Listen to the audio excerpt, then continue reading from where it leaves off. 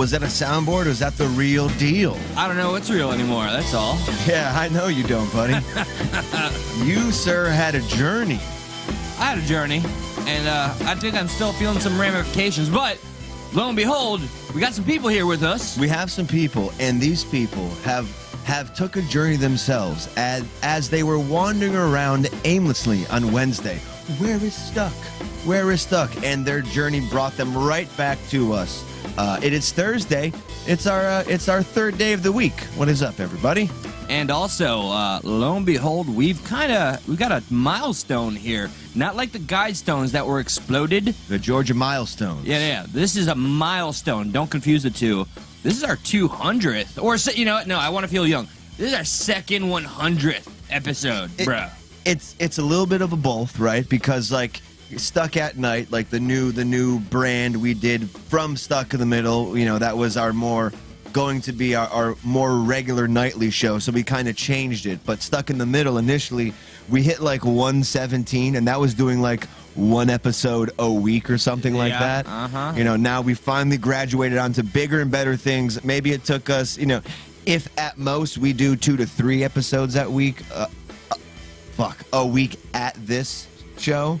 So maybe it's, 8 months now? I don't know. Imagine if we had the drive then that we have now, that we just push forward.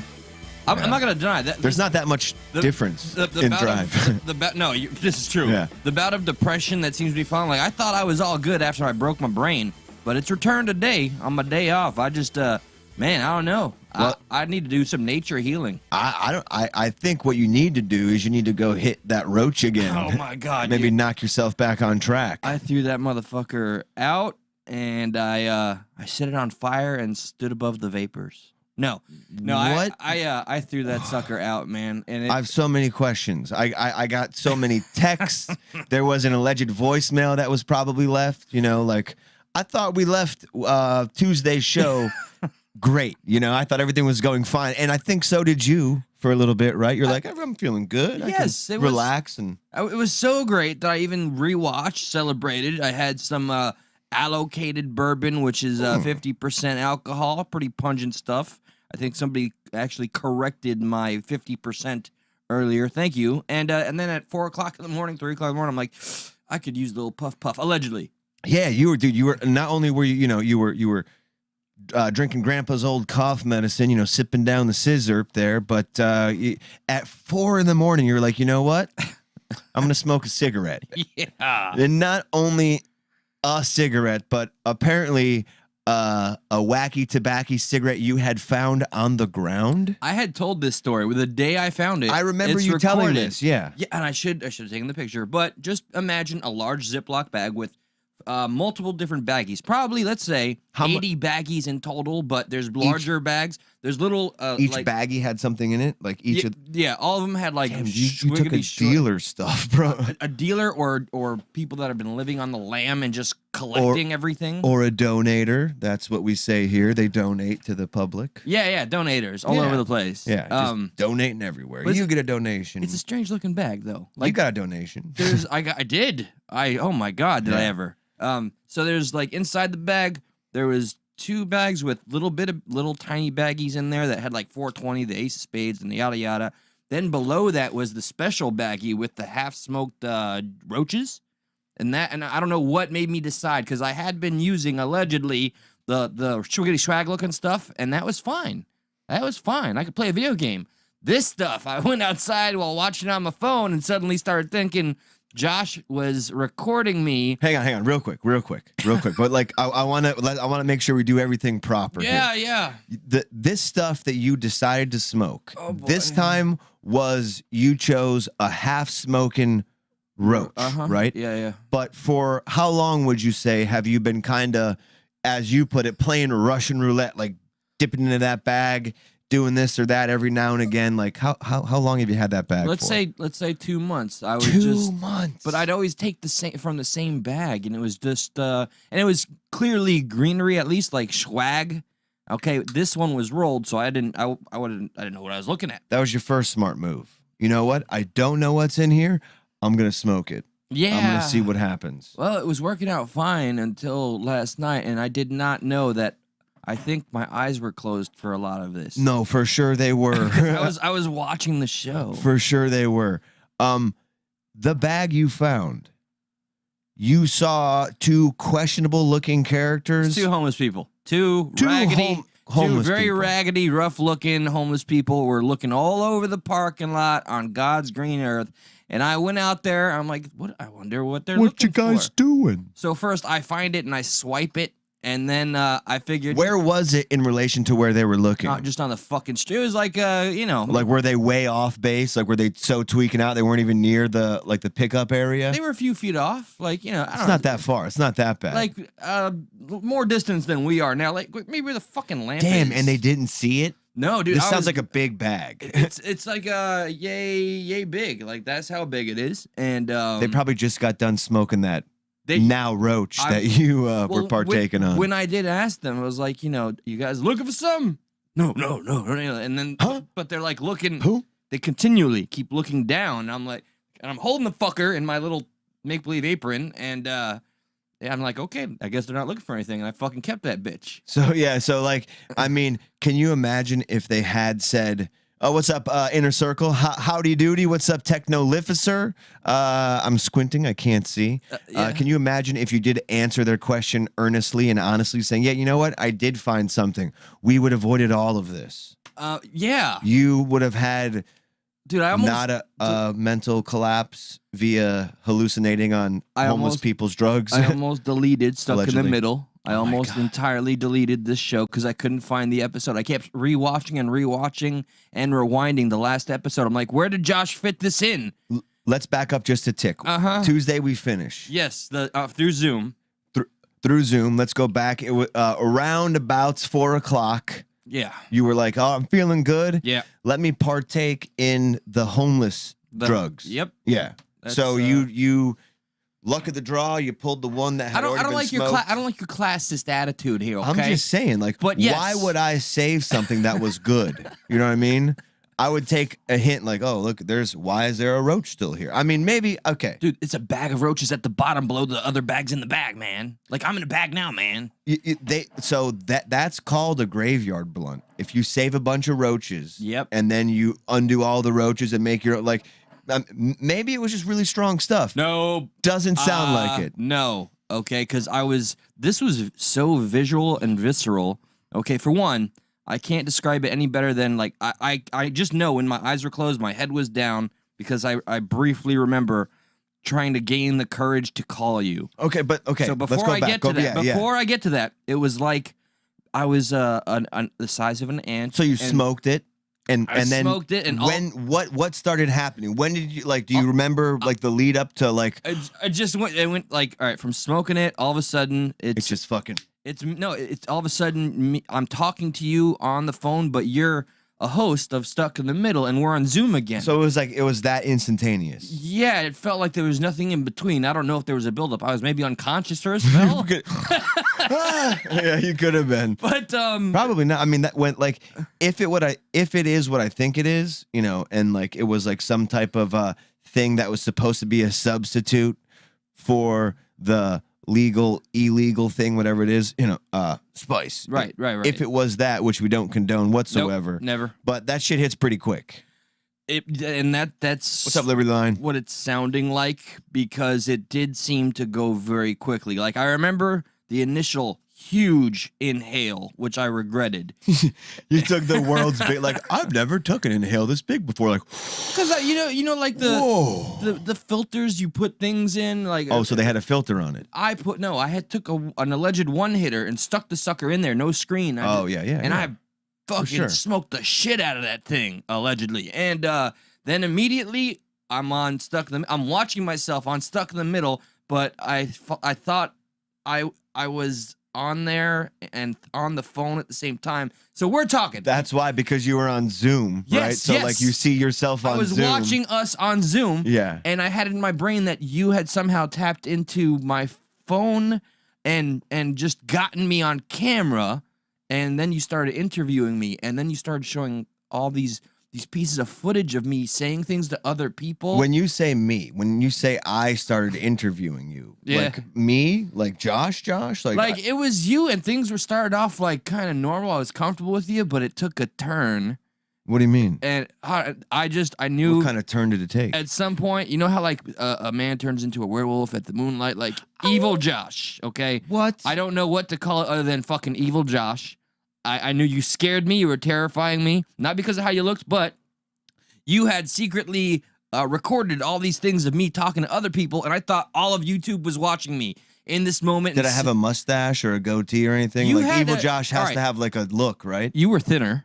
And your hair was that just kind of sets me up for not delivering now, doesn't it? Was a little like shaved more. You know, you had more of the blonde Gosling hair going on, and yeah, you had a thinner, like more blonde, less white hair, kind of a beard thing going on.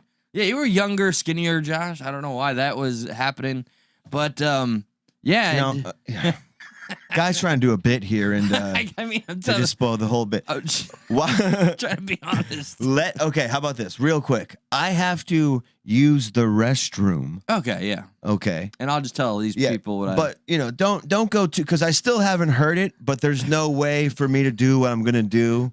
Without not missing. So you know, just take it. Just take time for a second. Let the people know we see all 90 of you watching, but we got 6 likes. Okay. Let's pump them up. Hang on. Oh, and hello. Hello to Global Watchman News. I saw that you were live earlier. We'll get to the juice soon. I do intend... Oh, hello, Katie. Hello, everybody. I do intend to catch up with your content, by the way. I say this all the time, not to sound like I'm a broken record here. Regardless of agreeing or disagreeing with content, I'm going to watch it, and I like to challenge my own stance on things. Anybody that's too arrogant to say they don't want to watch something that opposes their ideals, I think they're missing out on the spice of life. Don't take that too literally, because it might just take you to another dimension where your best friends are evil. And yes, Katie, wearing monocles and like stroking their beards. It was quite a trip. And what was crazy about it is like, because I was, woe was me. I was depressed prior to this, Richard Pryor. And then after thinking that this reality was real for the duration of that night till morning, and me slowly realizing, like, brain's a funny thing. Consciousness is a funny thing. I found myself grateful that it wasn't, and the depression, like, kind of kicked off.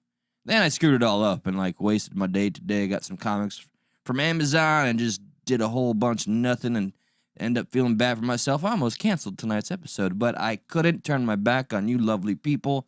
Okay, it's not out of a sense of being indebted. It's because truly I'm grateful that you guys even bothered to hear this little old me voice and my partner Josh, wherever he is, with this wink he's got, or maybe he's having a stroke in the bathroom, which would be okay with me because he has already terrified me in my fake reality. Otherwise, let me look to the chat and continue to stall, and maybe I'll go on a rant about Hunter Biden being a son of a bitch. While everybody's struggling to get well, this man's just taking videos of himself in a deprivation chamber, $75,000, help that people would kill for if they had the opportunity. And he's just, I don't know if it's a means of him saying fuck you, or he just wanted to watch himself smoke that substance. I don't know. Strange times we're living in, but it seems like, Liberty Line, I think Josh has got a bladder problem. Let's all pool in. Oh, and by the way, please feel free to smash the like button if you find us worthy. We, this is not a thing that pays the bills, but by God, it is cathartic, and we enjoy doing it, and that's worth something. And hopefully we can go beyond that. So please hit that like button. Hit the sharing is caring button. Sharing is caring. It can be fun, but with safety, be practical. We don't want any STDs. I'm waiting. I'm waiting for him. This is, oh my God, it's all happening again. All of YouTube is watching me. I'm exposed. Okay, hey, what's up, Kenneth? Thank you. Wait, I hear something in the background. It sounds kind of familiar. Josh, sir? I feel like I'm in a Freddy Krueger movie or something. Nightmare on Elm Street, stuck at night. Stuck in the night. Forever. This is like a re-loop of being all spiced up. What are you talking about? What's up, Josh? I was just talking about brain damage, Hunter Biden, and... Oh, my God! What? It's Evil Josh! What happened? What the fuck? What'd I miss? Evil Josh. Manifestation of my nightmares has come to fruition. I got some video footage, by the way, of you just being a complete phony. No! I just want to let you know that you are going to hell. It's happening again! You're dripping. Don't do this again, I can't handle it. No. Okay, I'm having a heart attack. What the fuck? Nah, just kidding. It's me, dude. No, it's not. I'm still at my Florida room now. And this is just almost exactly how you looked, only you're fatter, you're uglier. God damn it, again with the fat. I was trying to, like... Damn, you shaved and everything, son. I was trying to let people know, like, yeah, you know, it's still me. I just went upstairs and I shaved because I figured Evil Josh probably had some type of sunglasses on. And yeah, well, at the end, when you fully exposed me for the fraud I am, you said... Look, everybody. The fraud you are. This is him, and then you played the Star Spangled Banner, and I felt like Biden that had like all of America watching him stutter, and I was trying to cut to break, but there was no break. I was even physically pushing the phone away because I felt like Josh had somehow made all of YouTube look through my lens and watch me as he had all these cleverly edited videos of me showing me talking to other people, talking smack about Josh or saying one thing to one person and then to another. And I was just so horrified. Literally, I thought I was being canceled. I was going to delete my social media. There's a lot of things that I've discovered about you that I want to reveal to the world. Now that I have you here. I don't know if you know this, but I've been secretly recording you. You're on camera right now. I have all your darkest secrets. And today, YouTube will know the fraud that you are. Oh my God, that was like... Eli's a fraud. Eli's a fraud. Eli's a fraud. This is kind of fuck with me, man. That's kind of how it went. You're a fraud. Oh, fuck, man. And I got these two people on with me right now. They're going to help expose you to the YouTube world. All of YouTube's watching, aren't they? Everyone. No. You will never be able to delete this. This is going to tarnish your reputation forever. I have to delete my Facebook now. Get you better. And stuck in the middle, I gotta... No, you won't do that. I almost offed myself that night. Oh, God. Dude, the music. Make it go away. I'm like flashbacking here. PTSD. Oh my God, this is exactly what played. And I was like, no, don't look at me. And all of you watched. You just watched, you sick people. Have you no shame? Yeah, they got a little reenactment of all the tumultuous times you just went through. Dude, I'm serious. Like, the end of Evil Josh was like, there you have, like, he asked me some question. I don't remember what it was, and I couldn't answer it accurately. So it was like a gotcha, and I was like, no, he's like, see, there you go. And then Star Spangled Banner, and he's like, nope, everybody watch him, look at him, and I'm pushing the phone away. And so after the trip, which who knows how long it took, I just know that you don't do drugs, kids. This is like a Dare commercial. Don't do whatever I did. Don't do bums drugs. So all right, here's me. This is what I remember. Okay, I'm gonna try to reenact this. This is me. Yeah. And then I'm trying to gather the courage. I don't even realize that I'm like this on the table outside at 4 o'clock in the morning. And I'm like, I gotta call him. Like, he just made a fool of me, but I have to, like, I can't make this right. You saw my video. Everybody knows. And then so, like, this is how I got up. I went 1, 2, and my eyes were still closed. I'm like, I gotta call him. I have to. He's my brother, man, but he hates me and he knows everything. And then I fucking finally, like, opened my eyes, and then I start texting. First, I'm texting. I think I called. So you texted first? I think I called first out of a sheer panic, or I don't know. Because when you texted me, like, your first text at 4:10 a.m. was, talk to me, man. Extend that at least. Like, at the least, you just exposed me, bro. That's after me knowing, not thinking. I knew that Josh had already canceled me. However, one could be canceled. Like, you knew it was game over. You said, I legit need guidance, Josh. Help me understand. Give me a human courtesy. Josh, I need to talk to you in this moment. My life seems suddenly not my own. Call me, man. That's right. You took my life away, bro. That's why I needed you to help me balance out what just happened, although I didn't realize it didn't happen. And you reached out to me as if it did happen. Like, bro, just give me the courtesy of telling me why.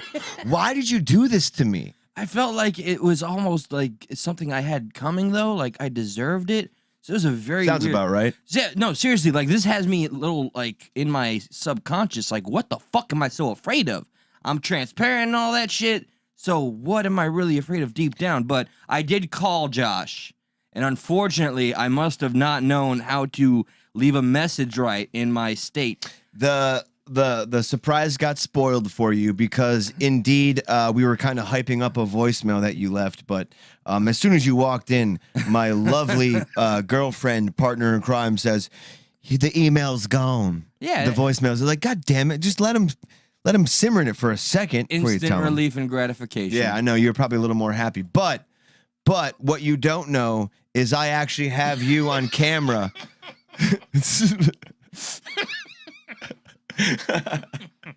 I was recording on your phone the entire time. Oh, this is my best look ever. Yeah, we have Stuck in the Middle exclusive. We have actual footage of you smoking whatever substance that was on camera and then just starting to trip your balls off. We Stuck in the Middle exclusive. Let's go ahead and play it. But mind you, not for the faint of heart. We will. I apologize. There he is. So there's Eli right there. He's, I don't know why you were naked, but you're naked. Hey man, And there you are. You're taking the hit of that substance. Yep. And this is my favorite part. My favorite part is how you get lost in the moment in this moment of zen. Look at you, like it's Josh. He's making YouTube videos about me. Dude, that's how. I mean. And then here you are looking into the phone. No, hang on. We get a little more close up of you right there. Look at you. You're just like, hello? Frightening. Yes. Is YouTube talking about me? Until I like pushed it away. Oh, this is haunting and jarring. Dude, I'm sorry. I'm sorry that I recorded. I'm sorry Evil Josh snuck onto your phone and secretly recorded you. What a betrayal of trust. Dude, I had to. Dude, I have night vision on your camera, by the way. That is frightening. All those times? Even when it was over? Man. There's a lot of things we don't want to show. Let me just tell you that. And that was me in the mirror that Yeah, dude, night. the sun has it. For whatever reason, the sun has it, so. I mean, I knew you exposed me everywhere. All of YouTube. I had fun with that. I did. I had some genuine fun with that. I didn't know how far we'd get. And then, like, in the moment, I was like, okay, let's pull up the Star Spangled Banner. And just go, like, it was perfect. The Star Spangled Banner will never be the same ever for me. You're just gonna okay? hear like negativity. I'm just gonna think that whatever secretly bad thoughts I've had, everybody knows suddenly. That's you and half the country. Yeah. What? Half the country knows? Yeah, your bad thoughts. Oh fuck. Now I got to rock a mustache for the rest of the show. Yeah, sorry. I can pull off a mustache. It's not bad. No, right? you look younger now. You look closer to evil Josh. That's what's up. Hey, how dare you? You just gotta shave your head a little bit next time. I hope this goes. Just wait till the balding catches up. I don't have to shave nothing. I seen your father. You'll wear it well. It's inevitable. It's inevitable. I hope you enjoyed Eli's journey through hell. You got to relive a little bit of that. If you missed what the hell we're talking about, You're Cop Josh now. Okay? Cop Josh. Yeah. Hey, are you a minority? Oh, that's like a perfect. I know, right? Should we get to that before we get to the? It's go on, dude, and introduce it like Cop Josh. Might as. Hey, you like shooting black people? Whoa! What? I didn't know. Well, I'm Cop Josh. Oh, woo! Hey, do you like shooting Asians and minorities? Well, come on over to this place. It's a joke. We're joking. We don't mean that, YouTube. Joshing. Yeah. Joshing Josh. I'm in a role. He's a character. It's called actor. Cop Josh, where he just happens to say things that are grossly inappropriate, but you'll understand once we get to the actual story that will give context and excuse this poor man. Shout out to Liberty Lion for the segue because we weren't going to lead with this, but I think we're leading with this right now. Oh yeah, so with Cop Josh, because we got to figure this out. We gotta walk with me to understand why I chose to put these targets up. Look at the title. there. Look at the actual title. Complaint prompts Farmington Hills police review after using blackmail. I thought that's when you tell somebody you're going to show somebody something, and if they don't give you an X amount of money, you're going to blackmail them. You're thinking of the games your uncle used to play with you before the money stuff. Oh, we're talking about an actual male who happens to be black. Oh, okay. Gotcha. Skin color, race. Gotcha. Okay. So here's a target practice place where they're like, hey, I tell you what. Wait a minute. You want to shoot some minorities today? Those are all white folks. Yes. Okay. Yep. And look, not only are they all white folks, but there's a cop right there. Like, he's like, now, kids, right there, you have what we call a suspect. What do you do to the suspect? Put your motherfucker, ba, ba, ba, ba, ba. You know, they don't even say hands The up, 90 right? clip dump. Yeah. What you're supposed to do is you dump 90 clips into this white piece of black paper. Why is it the same guy? So they're in trouble, okay?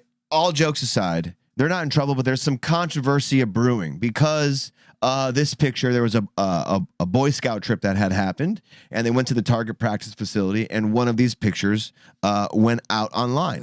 Oh, and it shows 1, 2, 3, 4 targets of black males. Like, I mean, how do you feel about that? This is not like going woke nonsense shit. This is like, why the fuck? Like, legit. It just doesn't make sense. No. Have you gone to a shooting range before? Many times. I went to my first one the other day. I asked for the Viet Cong. That's crazy because when I went to the shooting range the other day, they were like, would you like the black male figure? And I was like, no. But that's what they led with. Of course they didn't. There was like some outline dude holding a gun. There was like one big target and 5 targets. Like, those were the 3 I could pick from. Not once in my stay at the shooting range where they're like, you know, you have the authority to shoot a minority. You know, I was like, well, let me get the. I question the authority to kill him. I'll take the Puerto Rican if you don't mind. I mean, that's a natural American freedom, right? I gotta train. So. Oh, I have an idea. When you Go walk ahead, what's your in, idea? I'm just think of the menu. Like, I'd like a cis heterosexual they them. Oh, it gets real deep like that. Yeah. All right, now go ahead. May I get a man who identifies now as a female? Yeah. And I can't shoot him in the dick because he doesn't have one. Right. I didn't want to be Only disrespectful. in the breastises. For the restises. We should make a skit thing out of that. Yeah. Okay. But we'll forget after the episode. Could you imagine? So, I guess, you know, why not pull up the video? Let's show you, you know, the whole hullabaloo about it, because I have a question to ask. Well, we begin tonight with controversial target practice at the Farmington Hills Police Department. Did she say it right? I don't know if she did. And by the way, Steve is asking if we're still good for Thursday. I say yay. I say yay. Yay. Yay. Yay. Okay. She said controversial. We will get to the Dutch farmers in a second. We got a lot to get to. But this is where we begin tonight. But we begin tonight with whoa. She said controversial. And she said begin tonight. Well, what's wrong but with we begin tonight with controversial target practice at the Farmington Hills Police Department. Dude, we know news anchors are known to get sloshed on the job. This is no surprise. If she is drunk. I mean, that's what we do. Yeah. I'm on Spice right now. Yeah. Okay. Evil Josh is here. Yeah. Why do you think I would be here? I'm glad we're having this You're moment tripping together. your balls off right now. Yeah, indeed. Good evening and welcome to 7 Action News at 11. I'm Carolyn Clifford. And I'm Dave Llewellyn. The controversy centers on the shooting range and reports the police department used paper targets of black men. The discovery made by a Boy Scouts troop touring the... Like, mix it up! Yeah, but okay, so they're going to get to that. But then, like, of all the people to discover and ask for black male targets, you don't want the Boy Scouts doing that. It just looks bad. What, is that? Yeah. The Boy Scouts were like, hey, do you have any discovery made by Boy Scout troop? Like, what, do they get a little fucking belt loop for that? Like, ooh, I discovered racism. Archery racism, you know, it's on the belt loops, right? That's how it works in 2022. That's what the Weeblos do. The Weeblos. Yeah, we blow racism right out of the water. Word. You don't know Weeblos? I've never heard this term. The Bears, the dude, it's Boy Scouts, bro. I was gonna say maybe like you weren't molested as a kid. No, I thankfully not. Yeah. Oh wow, that's not heartbreaking at all, Evil Josh. That's why I'm evil. But like, so the Boy Scouts, they're the ones to be like, hey, why is every single target a black man? Yeah, they discovered, they happened upon it. Okay, Scooby-Doo. Yeah. Station.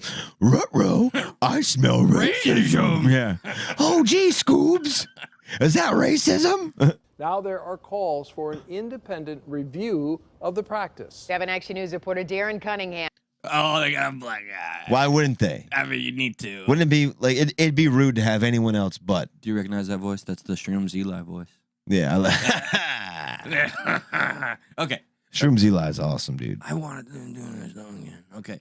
So Cam there's a caught black up man. with the police chief. Hey, black guy, how do you feel about this? I'm perturbed. No, if the officer was watching this, be like, oh shit, suspect! Yeah. Ba, ba, ba, ba, ba, ba. Oh boy. Oh, those poor children. You just took a journey through hell. We are going back to Oh hell yeah, we're soon. residing in it comfortably. Yeah. City leader calling Oh, God. for immediate change. Please pause for a second. Yes. All right, there is an enormous professional black mixed martial artist brother of mine named Zilla watching. Why's it gotta be a brother? Because he's my brother. Okay. And he's in Japan. It's the MMA guy. Oh. All right. I hope you didn't just like walk in and see us like say, Hey, by the way, he deleted your match off his YouTube. yeah, I thought I looked terrible. I'm sorry. I looked Oh, that's terrible. not what you told me. You said you thought the match was just complete Oh, that's horseshit. fucking horseshit. And I'm not gonna have it here. No, but Zilla, please watch full context. I don't know why I'm pandering to one person right now, but okay. Now let's go back to our racism. Yeah, let's go back to them having to like, hey, Every single target is a black male, and they're telling the Boy Scouts you, to shoot them all. You do the article. Well, I really singled him out there. Hope that wasn't awkward. I think they singled him out. I don't think you did. Yeah, the cops that put all of that on display did, for Yeah, sure. and the news anchors did. Like, we need to get Dale here because Dale is what? Good? Yeah, he's good. Good Dale. Chief and a city leader calling for immediate change. 7 Action News spoke with both the police chief and a city councilman here in Farmington Hills who say they're looking to grow from this incident and improve things here moving forward. Fact is, we took him down, and I want him permanently taken down and not never used again in our community. These shooting targets are what Farmington Hills City Councilman Michael Bridges is referring to. They were up in the city. Yeah, I know, right? Why would they blur out the kids' faces? That's so bad. Just like, you know, Did you mean something else? those are two, you know, there's a black guy in overalls, there's a black guy in. But look what they are taking off here. That doesn't look like a black guy there, does it? I think it is, but does he have a weapon? Are they It looks like white skin there and there. Like it almost looks like a shaved Jesus. shaved Jesus? You say? Huh? Wow, that's existential. Police department. I mean, what if you have atheists going to the shooting range? I mean, Sorry for crossing that line. Don't get me started. Back in April, someone with a Boy Scout troop took photos that depicted Look at this. black men as the Jeez. targets. Like, why? The Only photos eventually drummed up attention. Not only, causing local we're about to residents find out. Speak out at last night's city council meeting. Police Chief Jeff King apologized, but he also said it's a mischaracterization. He said there were doesn't look white like male one. targets up as well. He says a majority of them were white. We are looking at it as a opportunity to strengthen and review our training and our practices, and to further strengthen our community and address their concerns. Thursday, Southfield-based attorney Deion Webster Cox held a press conference about the targets, which we attended. Nobody who had that press conference, nor did the press, call any of us to get an opinion, a comment, answer a question for. So check this out. The human depictions that the police department uses for target practice include 11 white people, 85% of the images, and 2 black people, 15% of the images, appearing as both threats and non-threats.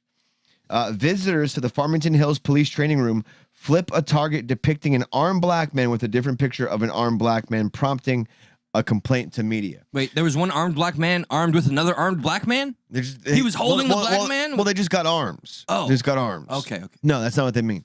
But, like, what they're trying to say is, like, listen, 85% of the targets are white. Oh. And the other 15% or the other small, they're black. They don't, a lot, you know, what they're not telling you is like, well, how many people select the white targets? Can we go to a different question now? Can we move on? I mean, like, they're like, whoa, well, there's a mischaracterization. And then they go to the picture of the cop with the Boy Scouts and, like, all the targets on the range are that one black guy. Like, well, how many times does that one black guy get used compared to the 11 white people? can we move on from the situation? Man. It's just, it very well could be a mischaracterization. But to me, what I'm confused about, and I'm just being 100% honest here, is why do we even have the selection to begin with?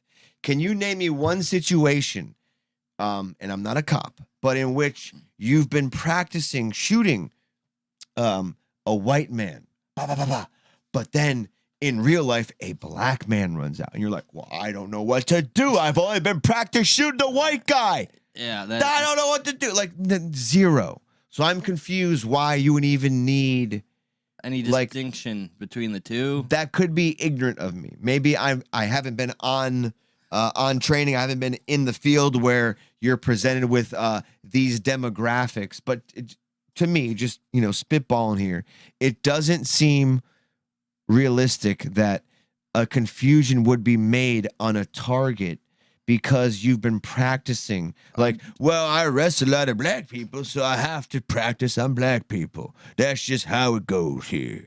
Don't quote that out of context. Like, do you understand what I'm saying? Yes, like I don't, in any this mustache case, is not helping my cause. I don't think in any case anybody's gonna be like, no, that doesn't match the description of what I practice on. I can't shoot. Hold up.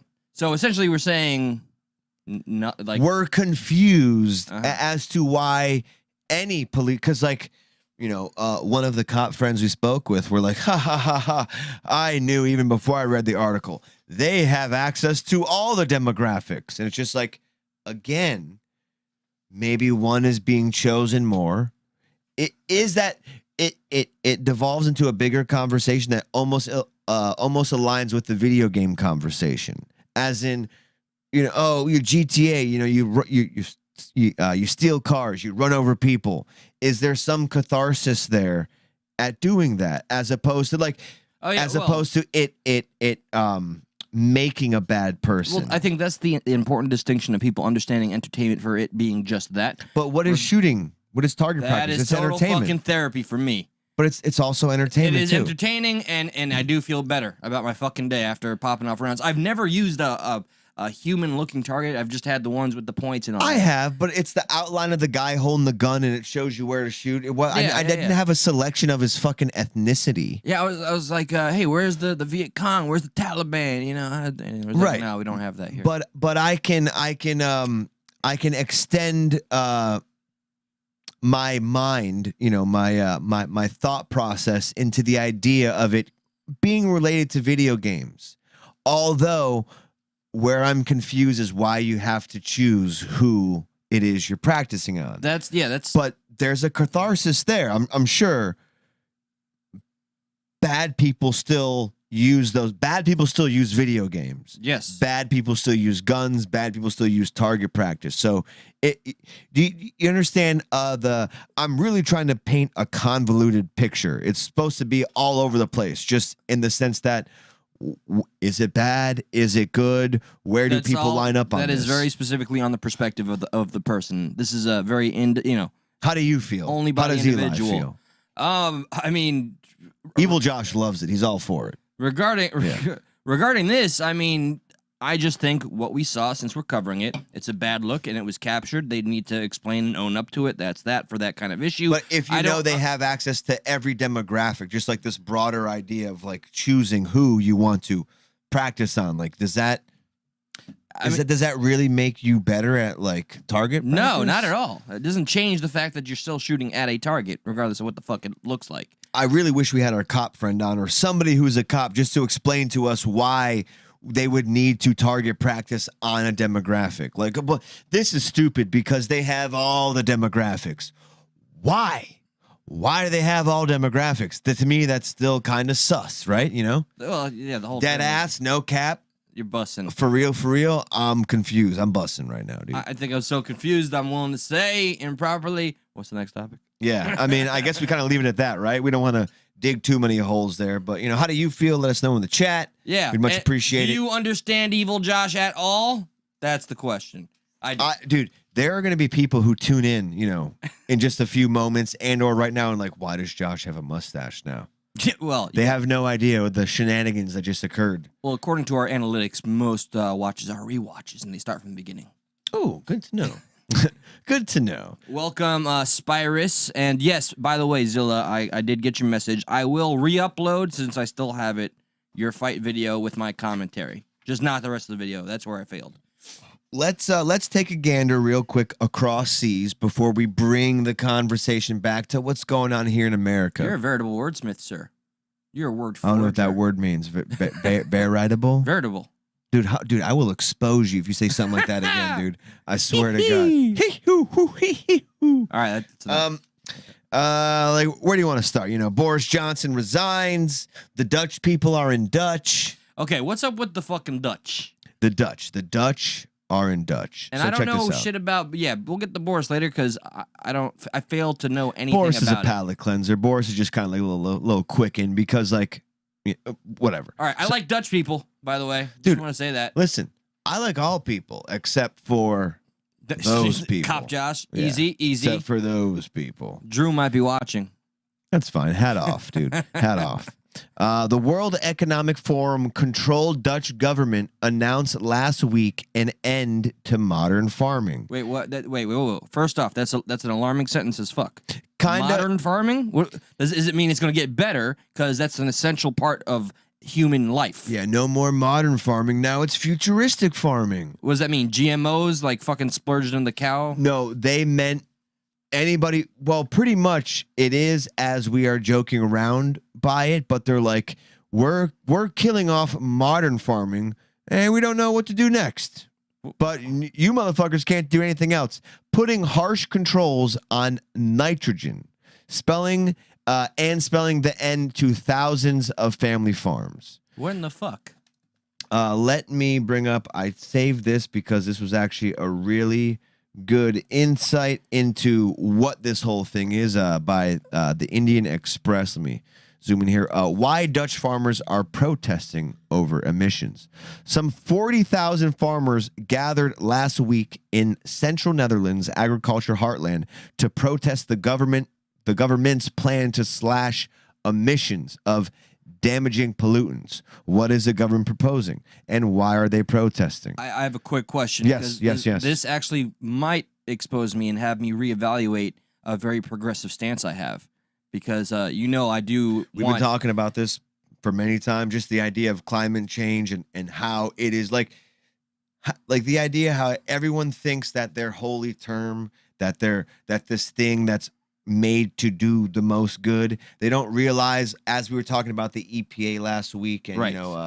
Endangered species and how it's kind of like a land grab. Like, there are people, believe it or not, who use climate control and climate change as a ways to make money. Yes. And a ways to profit off of, thus becoming an agenda, fears. thus becoming corruptible. So what I was... All of the above. My question immediately after reading that and dissecting it, are they doing this in the name of climate science to improve, to hit emissions and make it less than? Well, remember, by there's... hurting farming families?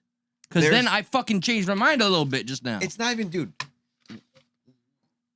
What do farming families supply? Food to everybody. There is currently being talked about a global food shortage, a global food crisis. Yet here we have the World Economic Forum backed Dutch controlled government, as that article put it, putting on these restrictions. So it says farmers protested around the Netherlands as lawmakers voted on Tuesday on proposals to slash emissions of damaging pollutants, a plan that will likely force farmers to cut their livestock herds or stop working altogether. This is not the price that I signed up for these people to pay. I don't want that. The government says emissions of nitrogen oxide and ammonia, which livestock produce, and, must be directly vehicles reduced close to nature areas that are part of the network of protected habitats for endangered plants and wildlife stretching across the 27-nation European Union. But this is breaking a thought, an ideology I've had for decades and decades, and I'm suddenly reevaluating the cost because of who are the people that are going to suffer? The people I want to be championed the most, the working class. And this is in a foreign country. I don't want to see this shit happen in America. We need more manufacturing. We need more natural resources, our own farming. This shocks me, and I'm scared. I think I've got it wrong here. This is Italy.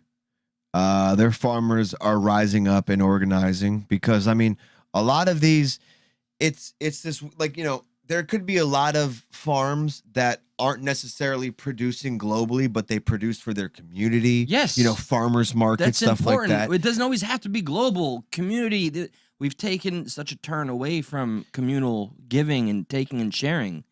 Right. Everything is mass produced. Everything is mass produced, and the growth of agriculture over the past 2 100-year episodes, wink, the growth of agriculture is significant. So you would be more than likely able to find like an evolution of how farming was 100 years ago to now, with some people still using maybe 40-year-old technology and some people being able to use what's available to them currently. Absolutely. And more than likely, a lot of the lower income, you know, on the outskirts of town, not necessarily lower, like still being able to provide what they need to provide, but like just being able to do that. Now those, you know, early adopters of this agriculture boom before, you know, it is what it is today, they're feeling the effects of this whole climate change, climate control. Let's mitigate incentive that's being pushed forward. Incentive, or like, I don't know, is decentive a word? It's decentivizing. I'm not sure if we're using it in the correct context here, but you are literally taking away their means of livelihood, living and providing, and for the community. And correct me if I'm wrong, they don't have a solution as you proposed. They just said, we're doing this and we have no alternative. Right. Their solution is this. Okay. They're saying this nitric oxide or whatever the fuck it is. That's too high. The nitrogen. So here's what we're going to do. We're going to do this. This is their solution. That's the problem. See, I'm coming back full circle time and time again that the government is the enemy.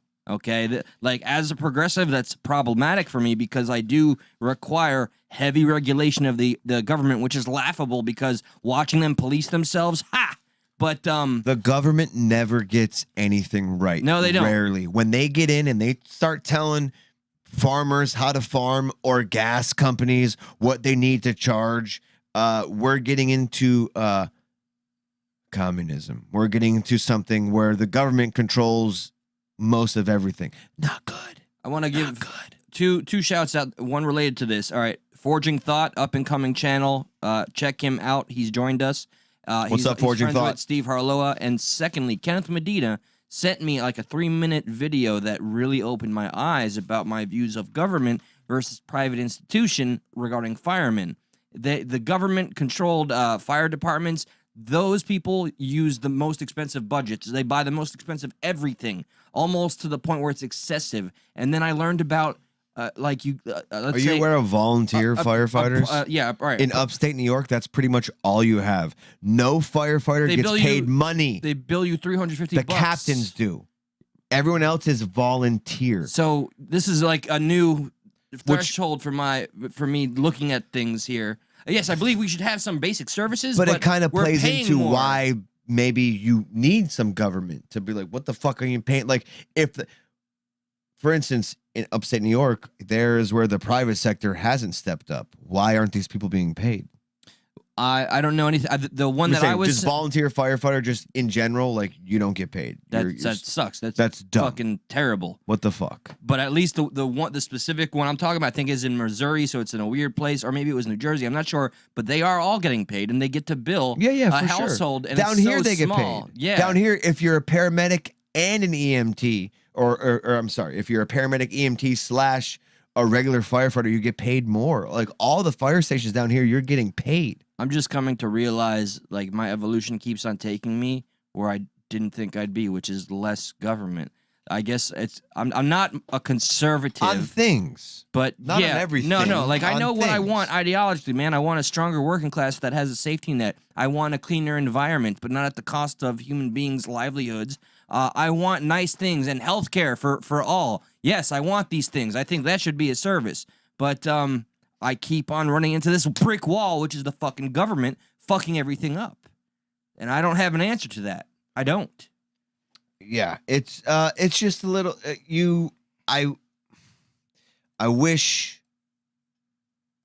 there was more to help other people understand. But if you're really not kind of following along and kind of heard about it from someone else, like nobody really on, you know, mainstream, which I'm not trying to compare. I'm just saying, like, it's really not being talked about. And you wonder why, you know, just the juxtaposition, just the idea of, hey, you know, here's climate change, but look who it's putting a hurting to. Like, just the idea that they're not being fair. You know exactly who doesn't want this kind of information out, even though it's reality. The Green New Deal supporters, AOC, Ileana Omar, Nina Turner, my old fucking squad that I have disavowed. I got no heroes on that platform any longer.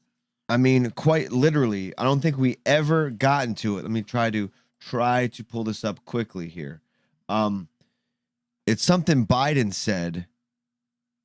Let me see if I can find it. You know, I can hear that phone, right? Cut out the middleman, insurance companies and such. It's something Biden said not too long ago. It's like, you know, we're going to be feeling this for a while until we get over fossil fuels or something to that effect. Yeah, you see, that sounds so pretty on paper and as a headline, but when you look into what it actually means, which is what a lot of our shorter attention span American populace, the younger generation, that's all they fucking hear, and they think it's done in an easy way. Nobody gets hurt. People need to remain educated in this time where we have connections to all the sources. And it starts in a smaller country and then inevitably creeps its way behind our fucking borders here. So not to, you know, we're not trying to connect anything that isn't true, but within the past 2 days, the UN has released an article. Uh-oh. And mind you, this is right now, when we click that link, article gone. Right here. Let's click that link real quick. Article 404 page not found. So when was this one released? And then it started getting too much traction? Is that what happened? So an article describing the benefits of world hunger. Oh my God. The benefits of world hunger, published by the UN, goes viral. Citizens confused netizens, sorry, not citizens, confused whether it's real or satire. Wow, it's that bad? Dude, so check it out. Gone, right? Yep. Well, luckily for the internet and unlucky for look at the bilingual birdies. It's okay. I don't care that it's not there anymore. I got little cartoon birdies. Guess what, motherfucker? We got the Wayback Machine. Oh, you put that link in there. You just Nate dogged him. You went, hold up. Hold up. Hey, but look, it's not loading now. What the fuck did they do? Wait, here we go. Here we go. Okay. The benefits of world hunger. Those are words that don't belong together. Dude, read this first paragraph. We sometimes talk about hunger in the world as if it were a scourge that all of us want to see abolished. Yes, we do. Viewing it as comparable with the plague or AIDS, but that naive view prevents us from coming to grips with what causes and sustains hunger. Hunger has great positive value to many people. Indeed, it is a fundamental to the working of the world's economy. Hungry people are the most productive people. Oh my God, this reminds me of concentration camps, especially where there is a need for manual. Oh my God, for manual labor. What? What? I'm what? I don't know. Am I still on Spice? I'm on Spice. Dude, I don't understand. Where my sunglasses at? I'm trying to bring Evil Josh. I really, there's no way. Okay, so they had to fucking take this off because it got too much attention. They're like, no, we didn't write that now. You know, just guess if we were joking or not. What the fuck? And no connecting the dots. Okay, and no misinformation. I'm just saying hearsay. And I talked about this once before. A friend of mine that is a manager at Walmart has been telling me that the refrigerators in Walmart around our country have been going down for days and days, and we're throwing out a shit ton of food. That sounds sus, sketchy, whatever you want to call it. You will be hungry, and you will be productive. Evil Josh says so. Damn it, I have PTSD again. That's what's up. Damn it. I mean, so may I ask you this? May I ask you this? Because this is going to get kind of weird here. I mean, because it is. Like, are they wrong? Do we need... Okay, this is a two-part question. Do you think Earth, being somebody who isn't religious, just Earth in general, the idea of what Earth is and what we are, is Earth overpopulated? Yeah. Okay.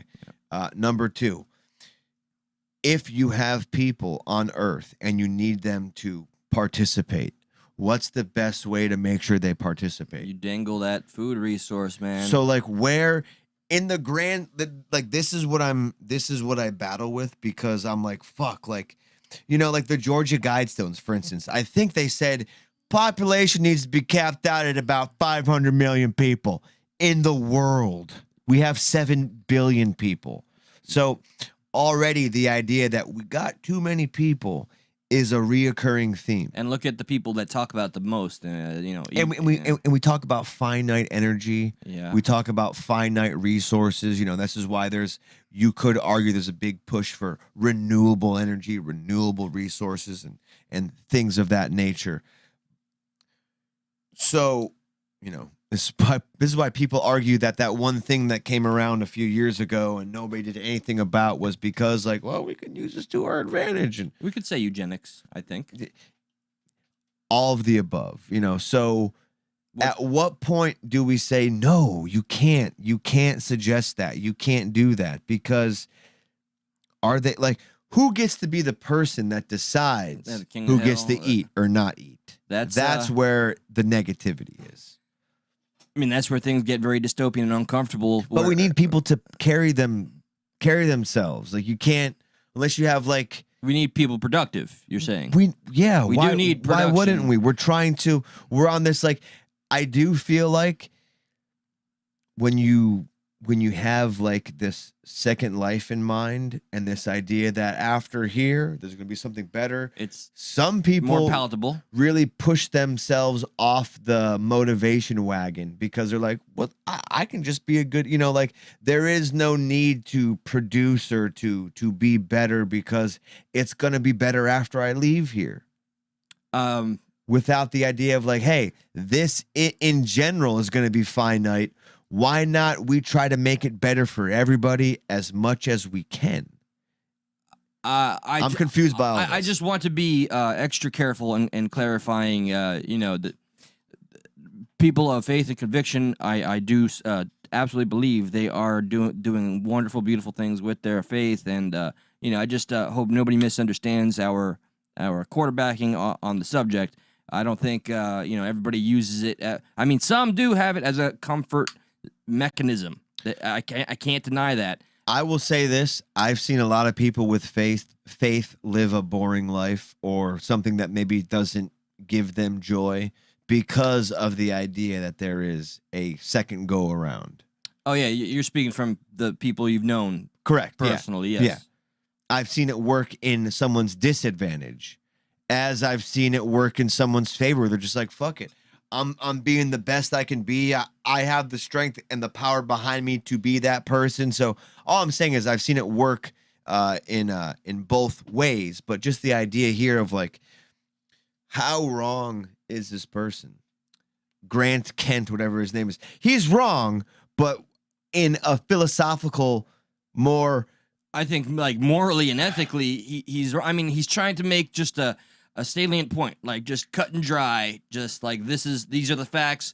People that are struggling are more productive because they're struggling. Like, I see what he's trying to do, but there's a reason this was taken down, because the pill didn't get swallowed easy. It goes back to a quote I heard, you know, being useless is a luxury of the rich. Indeed. Yeah, I like that. You made me feel a little more comfortable, too, because you got me nervous a little earlier. Okay. Well, it is. Yeah, no. I see it firsthand. Like, you know, I do construction, remodeling, demo, and the places we work are just fantastic. I got to do that for 8 years. And they're like, and maybe they're allowed to do that, but they're like, and go ahead and remove 80,000 pounds of concrete for me.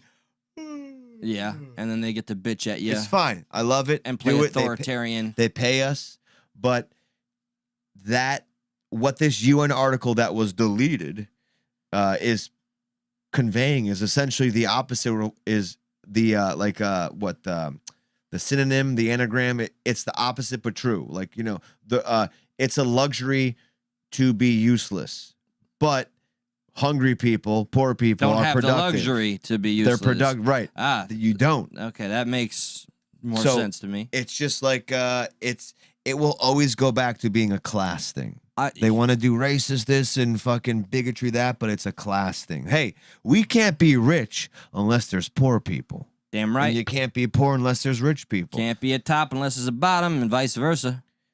You know, I am curious. Like, this was clearly, I think, a PR move to remove this, but it's like almost like, has anybody reached out to this fucking op-ed author to clarify or get from the UN posts this and then deletes it on the 7th? This, you know, how long ago was that? I don't think it's an op-ed. It's not an op-ed. This was the UN saying the benefits of world hunger. Yeah, it just got it got published, and it just like the timing was shit. You know, while farmers are literally saying, "Hey, the government is telling them they can't do their job." That's crazy to me. I'd like a cap of this as well, and I don't know, man. This is the most upside down shit. You know, this reminds me of what was the other article that we once read out here? Like this something that's terrible is good for you.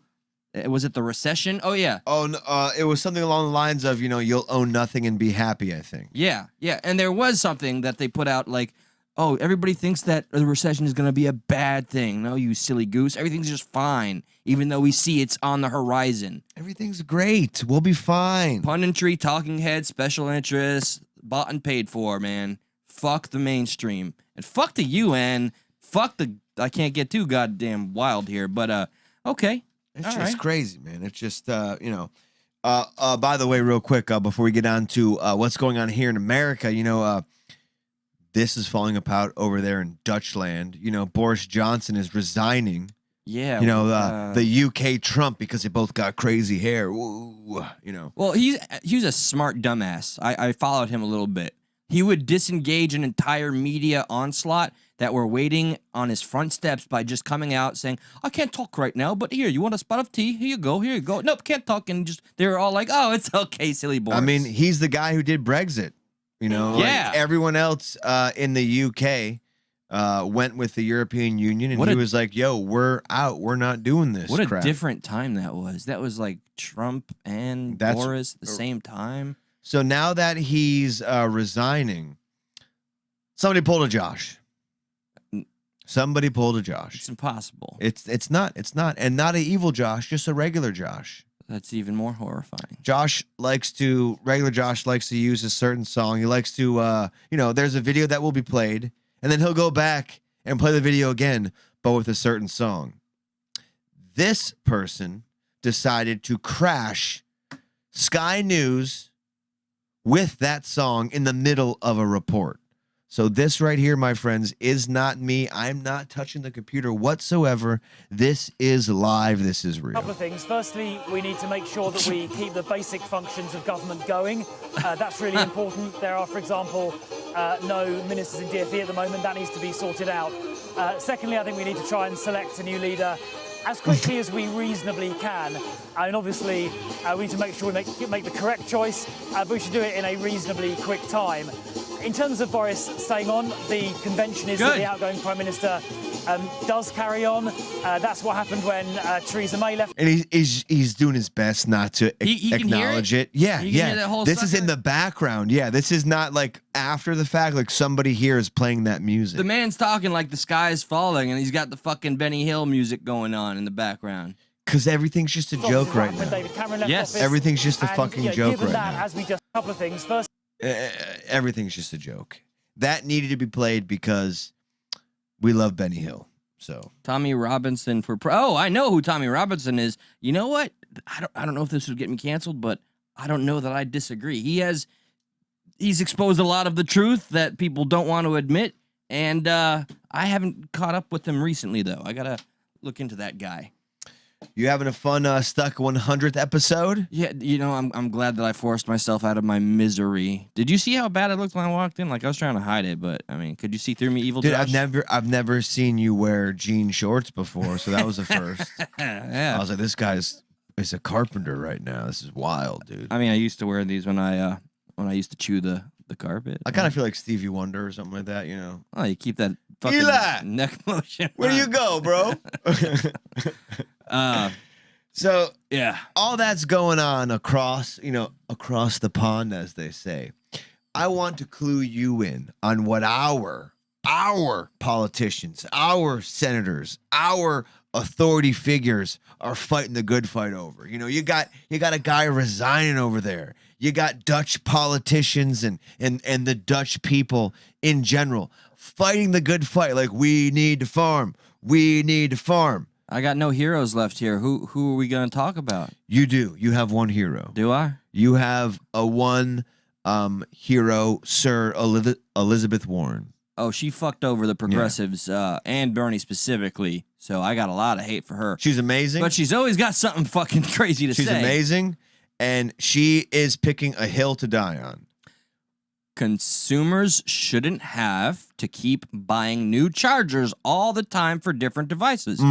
We can clear things up with uniform standards for less expense, less hassle, and less waste. We shouldn't have to buy chargers. That's what I'm talking about. Wait, that I want uniform chargers. I'm done with the Android and Apple battle. Done with it. Done with it. Dude, when she goes up against Trump and Death Santis in 2024, and they're like, I'm gonna bring you better gas, and he's like, I'm just gonna, and Death Santis is like, hey, you can't say gay in schools. I'm like, yo, all those are cool and all, but I want one fucking charger, across the board.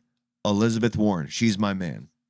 So out of all the things happening on this planet, this is what this disassociated, disconnected woman is contemplating. You know, I got too many chargers in my house. Yeah. By God. She probably, you know, like she really thought she had a come to God moment over here, didn't she? Her house is probably buried on some type of Indian burial ground, so it's all like haunted and shit. Remember, she's like she's Pocahontas. Yeah. Hey, how are you? Hey, that's not hate speech, YouTube. We love you. Yeah, okay. No, not at all. But she's like, you know what? You know, like she stumbled upon the charger topic as I or you stumble upon like some content for the show. Like, oh my God, this will be great to talk about. She was like, you know what, Bill, whatever her fucking husband's name is, like they're drinking beers, like John Smith. John, you know what I'm tired of? He's like, what, Pocahontas? Yeah. She's like, all these different chargers. I guarantee you. Look, it's got USB this size, micro USB. Yeah, there's 81 million people out there who think we should all be united under one charger. Oh God. He's like, dude, that's brilliant. Pocahontas, run with that. Pocahontas, run on that. And she's like, hey ho, hey I'll charge ya, hey I'll charge ya, hey I'll. But she took it very literally because she's like really Indian, so she ran through the fields. It's like, no, Pocahontas. Yeah, what are you doing? Get on the Twitter sphere. Tell the people of the charger. Ah. Yeah, I was there. Today we charge with unity. Sounds like some fucking progressive patriot. Come on. Yeah. Find your chargers and uniters. Yeah. Find all the chargers that unite you. Yeah. Yeah. Well, I'm glad we got our fucking priorities in order. I live in a world where one day Apple and Android will unite under one charging system. Yeah. Fuck the racial divide, the rich and the poor. Fuck everything right now. Yeah, let's get one charger going, guys. Yeah, we got America has all our shit together. We got all our ducks in a row. You know what I mean? We're tackling the things that need to be tackled. I mean, literally, Ducks is in the chat. So yeah. Chargers, chargers, tackling chargers. Another odd thing that America is doing, and us, you know, we do live in the great state of Florida. Florida, do we sure. not? Oh yeah, I love Florida. Who's our governor? I thought you were gonna say who's your daddy. Who's your daddy and what does he do? DeSantis, who is like my favorite Republican. Yeah, Death Santis. I fucking hate that shit, man. He's Yeah, done bro. everything. He's defended our Constitution more than constitutionalists. What? Nuh-uh. Telling you, man. Because I'm confused because I don't think that's true. That's crazy. You're crazy. Yeah, no, because I watched the California's governor's ad in Florida. because the California governor speaks for Florida. Yes, is running for California and Florida now. Wait, what? Okay, no. Like, truly, why the fuck is he talking about Florida? Oh, I'll play the ad. Okay. Well, we'll get this all sorted out. Okay. Yeah. It's Independence Day, so let's talk about what's going on in America. Freedom, it's under attack in your state. Star-Spangled Banner. This is in Florida. He said freedom. Mind you, the man who implemented the most draconian lockdown laws for about 2 years during the pandemic is saying that freedom was under attack in our state, in Florida. He's like, whoa, that guy, he's crazy. While he was the poster child for Don't rules, say it. Rules for thee, not for me. Don't say it. What? Don't say it. I can't. I won't. You can't say it because we took it away. Don't say gay. Oh yeah, no, that bill, which Don't say it. Totally misunderstood. No, I don't. I won't. I promise. What's her name? I like misunderstood. She's cool. It's pretty. Yeah, I was gonna say it, but I just can't. You know, miscommunication. She's pretty cool too. You're a fool. Fuck. It's Independence Day. Let's talk about what's going on in America. Freedom, it's under attack in your state. This Republican leaders, they're banning books, making it. They're banning books. Hey, freedom. It's coming for you in the books. They're gone, dude. What are you gonna do about it? You're gonna move California. That's what I say. It's my plan. Don't tell me that's what he's trying to do. Dude, listen. Go. Leaders, they're banning books, making it harder to vote, restricting speech in classrooms, even criminalizing women and doctors. But criminalizing women. Wait. Women do commit crimes, folks. Like I am the white knight. No. They're illegal now. Women in Florida are illegal, and so are doctors. You better get out of there because women, doctors, and books are bad in Florida. Josh. Yeah. Evil Josh. You have a woman in your house right now. Don't tell Newsom. Don't tell DeSantis. Shit, man. He's gonna take her away. You got a womb? We don't want you here. What? You got a womb? We're gonna give you a room in the detention center. So I urge all of you living in Florida to join the fight. What? Or join us in California. Fuck you! We still believe in freedom. No, I don't care that this place has become more expensive to live in. Fuck California. So many people moved out of California. This guy was like, hey, don't do anything during this pandemic. Then he gets caught doing everything. Yeah, that's. I was just eating dinner with 13 million people in my party. Sorry about that. No masks, no separation, 6 feet, none of that. We don't need masks. This is very important. But he was the shot caller, though. You know, rules for thee, not for me, motherfucker. Yeah, not a baller, though. Freedom of speech, freedom to choose, freedom from hate, and the freedom to love. Don't let them take your freedom. Paid for. What a fucking asshole, dude. Go. Everybody that loved that speech and likes this fucker right here, go. Leave Florida, please.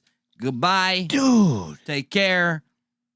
Très bien. I don't fucking know. Go on. Has that ever been done before? Have you ever seen, like... Please come to my state. We have better laws. Number one, what does that say about who you have to run against in your own state? We were like, I got to make some enemies here. I'm confused by his tactics here. I feel like Dale in not Dale, but what's his name in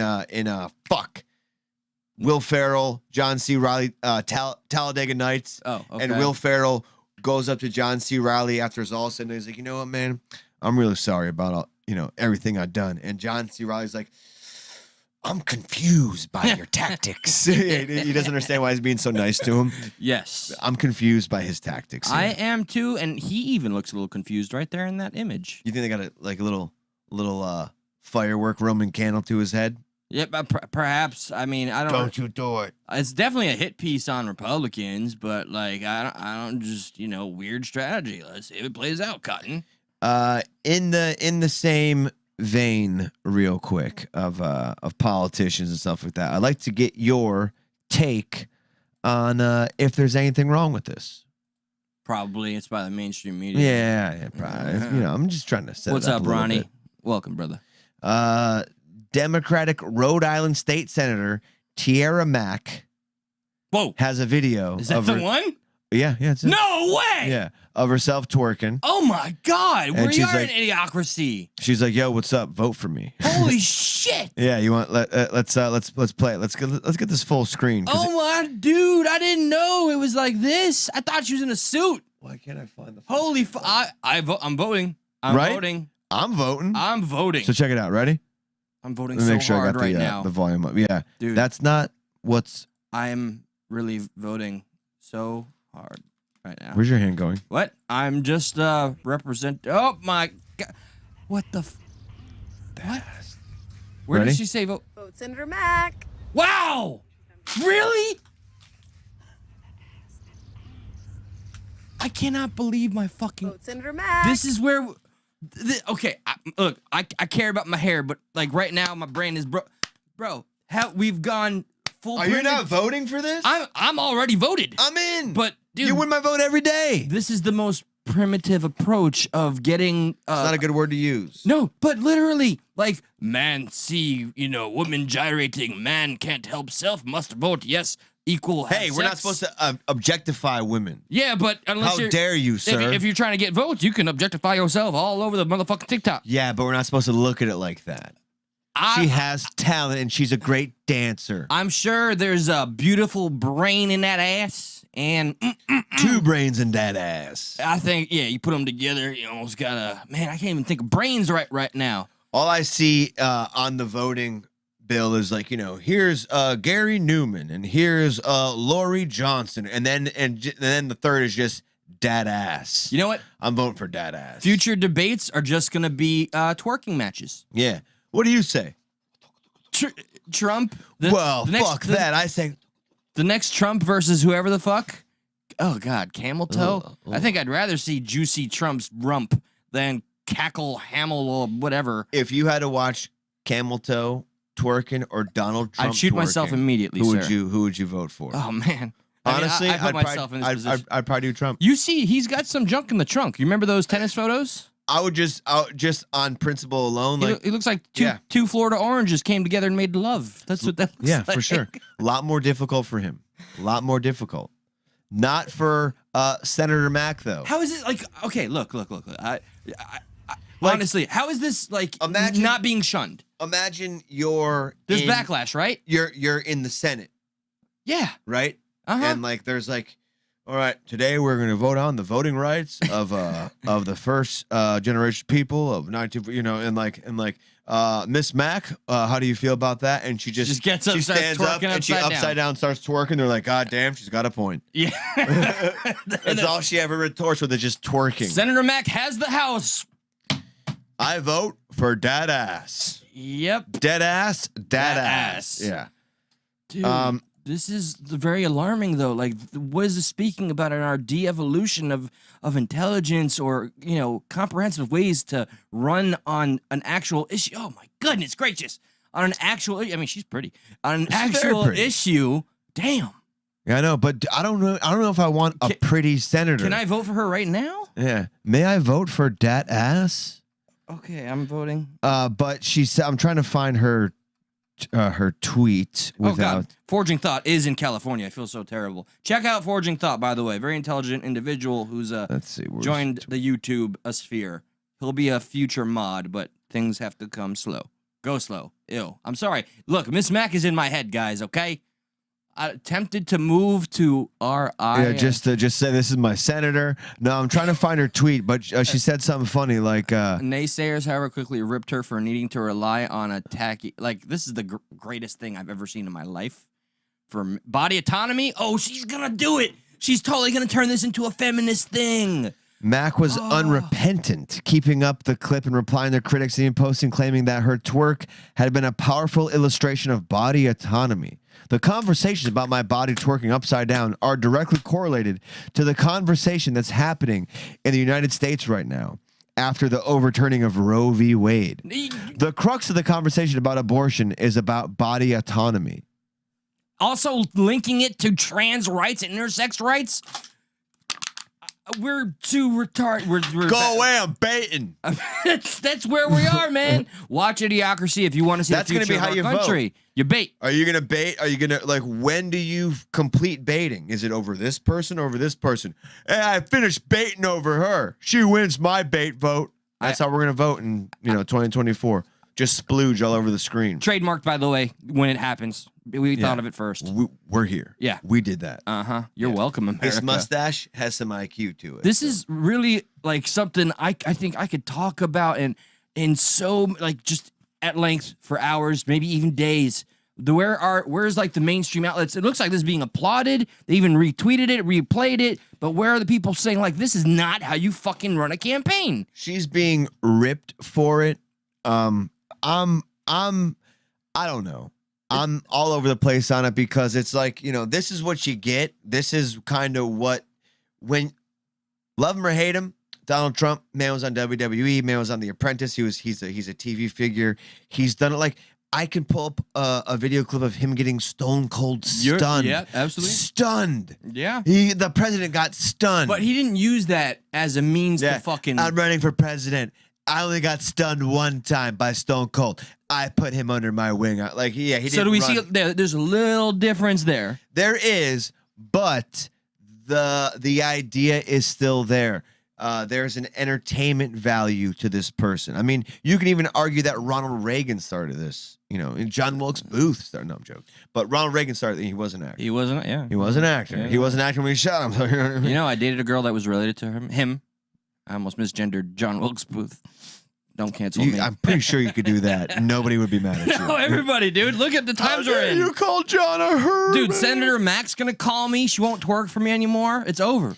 It just seems to be a symptom of where we are now, or a result of where we are now. I'm not saying because of Trump or because of Reagan, but just the idea, like literally, the movie Idiocracy had some truth to it, meaning like.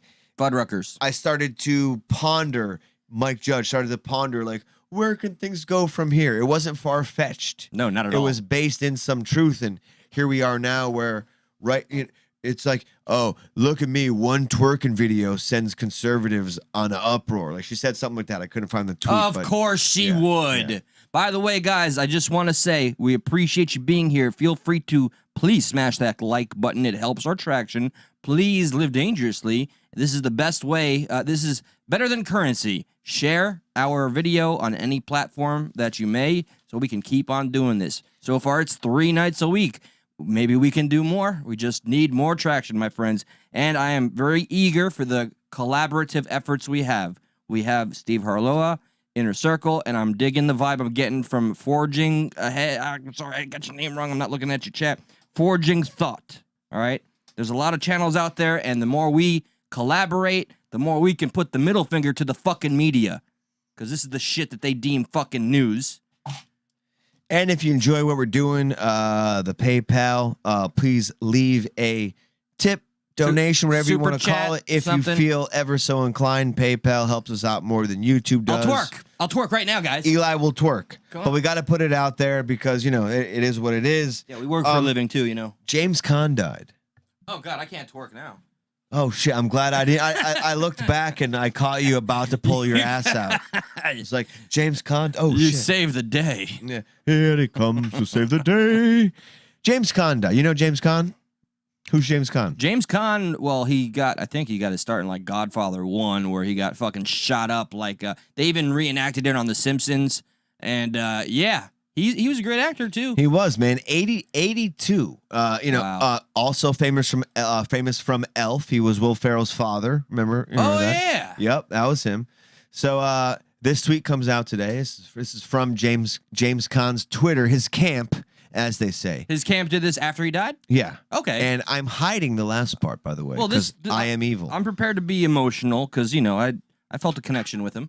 It is with great sadness that we inform you of the passing of Jimmy on the evening of July 6th. The family appreciates the outpouring of love and heartfelt condolences and asks that you continue to respect their privacy during this difficult time. Senator Mac sent a video of her twerking. She did, which was very helpful. Yes. Now, we could have ended this here, right? I mean, it seems that's like perfectly appropriate. Rest in peace, James Caan. It was tasteful, even to portray the age of James Caan, I suppose. I mean, this is something my grandmother would do. They end the tweet with "end of tweet." What? What the fuck? Okay. Is that I don't know. Was he famous for saying that, like in The Godfather, like, "Hey, I'm gonna get shot"? But by the way, end of tweet. No. And you don't remember the scene of the fucking famous Francis Ford Coppola? Jog my memory. Look, he gets shot like 156 times, and then he's like, "End of tweet," and then it pans over. Today is the day I end my tweet. Like I don't on this, the day of my squibbage. How dare you come to me on the day I ended my tweet? I don't know. It's the strangest fucking thing to throw. It is a weird thing. Like, you know what could have done that? A period. Just a period. Yeah, that means it's an imperative statement. Ended. I don't. Yeah. So I'm like, was this in his humor? Like why did we end the tweet with "end of tweet"? I don't know. I think Q's involved somehow. Kind of confusing. But Illuminati confirmed. Just in honor, you were talking about squibs here. He recalls shooting that scene. He says it was very scary. He had 147 squibs on him, and there were 5,000 in the toll booth. That was such. And the truth is, I only did it because there were girls on the set. What the fuck? I remember the special effects head, AD Flowers, putting these wires on me. And as he's putting them on me, he's mumbling to himself about how he has never put this many squibs on somebody in his life. I told him, shut the fuck up, AD, will you, for God's sake? Thankfully, we only did it one time. Bro, 147 fucking squibs is crazy. Those things explode on you. Yeah, and they explode with not like pressure. When I made my own squib, there was this, you'd go to the Publix, you go to Walmart, and it was a toilet clog cleaner, which would come with a CO2 cartridge. It was like this long tube. You'd put the CO2 cartridge in, you'd push the handle down like it was dynamite, and it would send air through. So you'd make a fake squib. You would put at the end of the clear tube, you put a little sponge there, you'd fill the tube up with blood, whatever, and you would put the tube up your shirt wherever you want. You'd have to cut the hole, and someone behind you would hit it, and you get like a little blood shot out. Hollywood magic. Yeah. That's not Hollywood. Hollywood uses gunpowder. What the fuck? Yeah, Hollywood uses gunpowder and electronics. So here's just a little a quick idea. He had 147 of these with 5,000 around him. So in the 70s, I don't know how remote controlled it was. No, they had that was when there was still tubes and shit. Yeah. So this guy's going to demonstrate real quick. Squib. Let's do it in slow motion. Doesn't sound pleasant. Oh, yeah. I mean, they're loud too. They're powerful, as you said. Jesus. And the whole goal is to shoot outwards. Yes.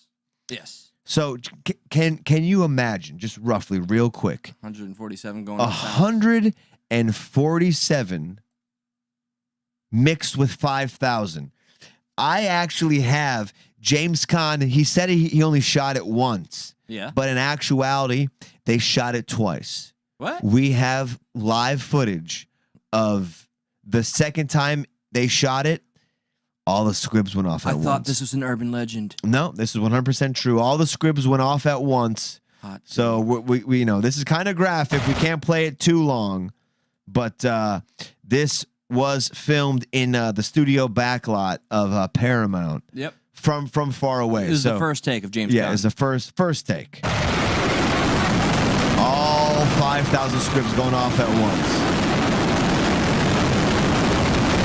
How dare you come to me on the day of my squibbing? Is she dancing or okay? Anyway, nobody knows what's going on. So jokes aside, this is 10 years ago, L.A.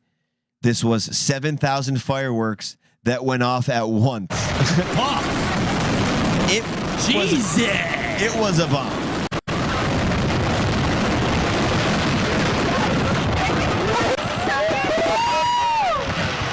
Nope, nobody has any idea. No.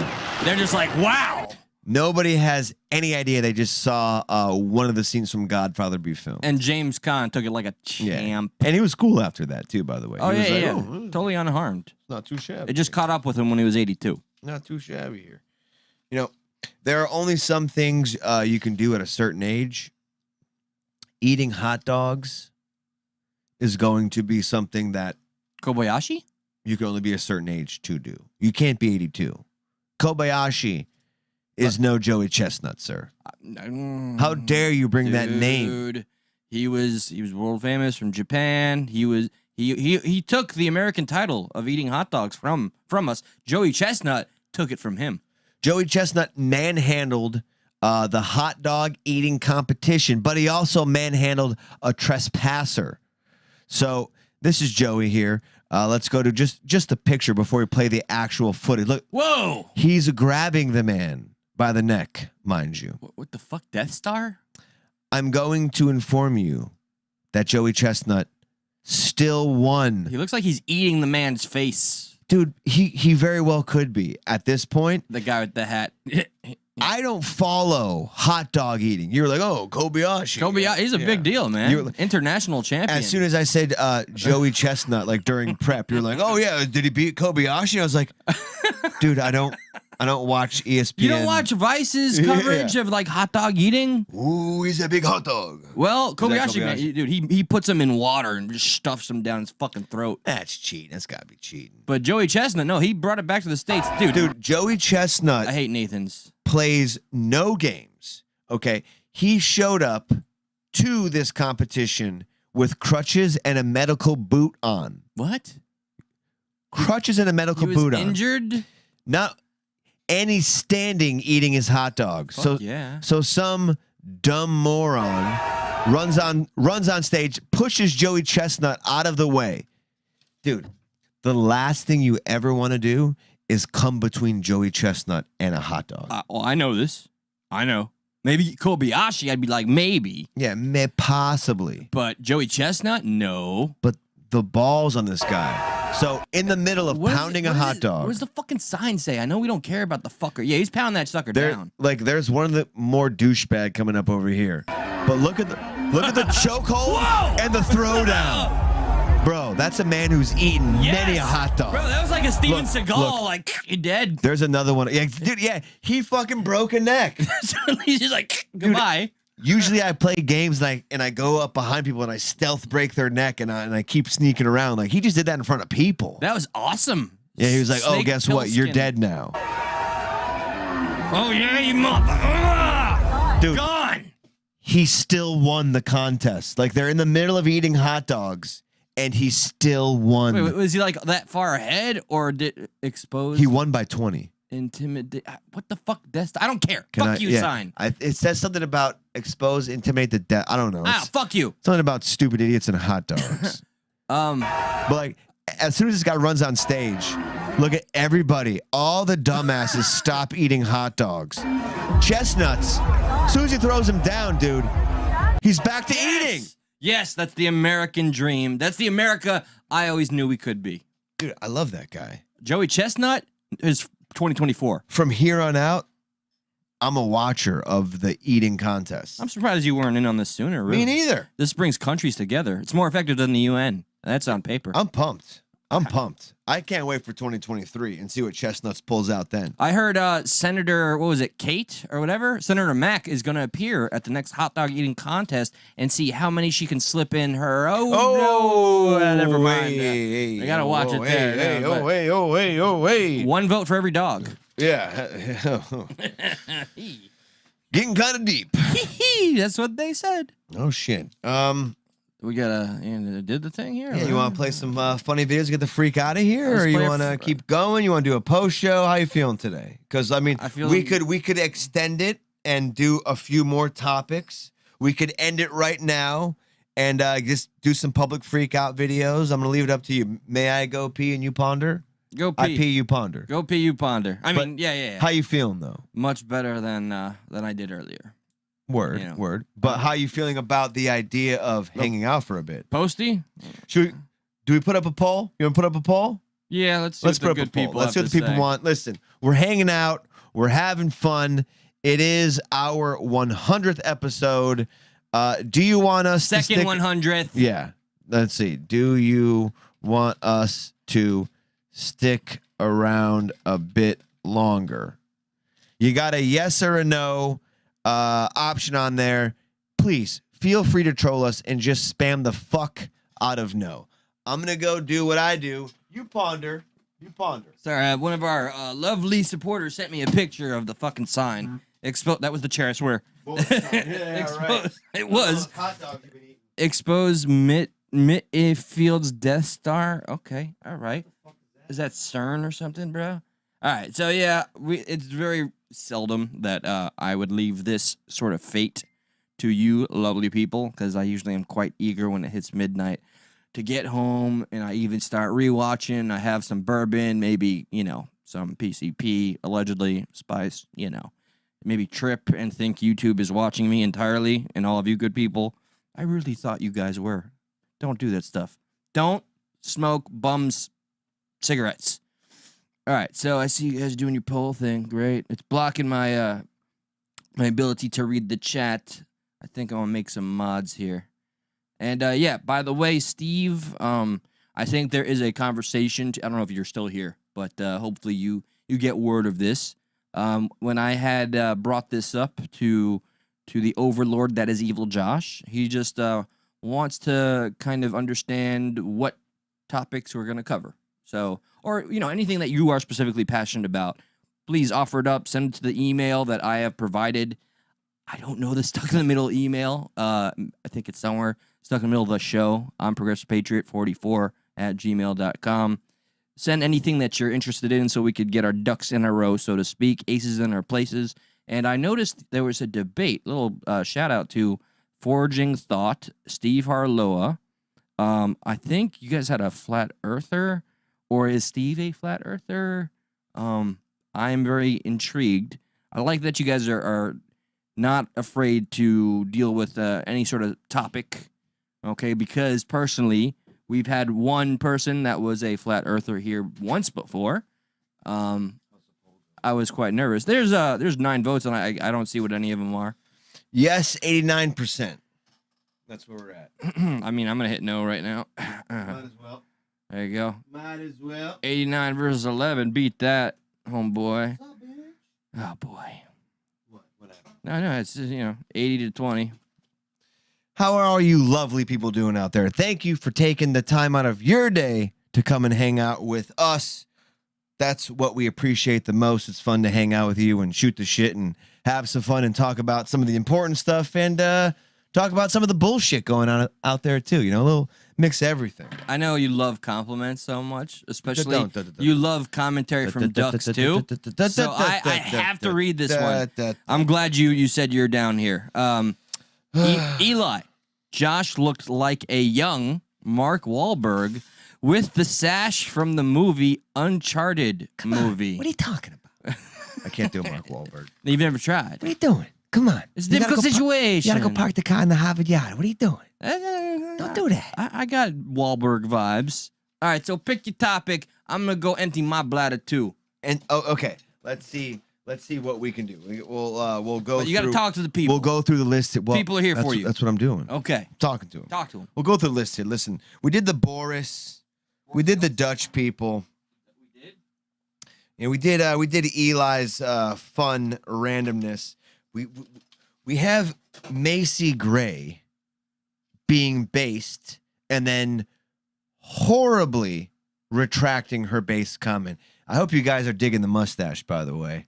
Oh, we're losing some of those yes and no's, but that's fine. That's fine. We're here. We're here to hang out. While Eli is away, let's play this video real quick. Oh boy. Speaking of based, I prefer to have based teachers in our schools. I love a good based teacher. I love a good teacher who teaches based.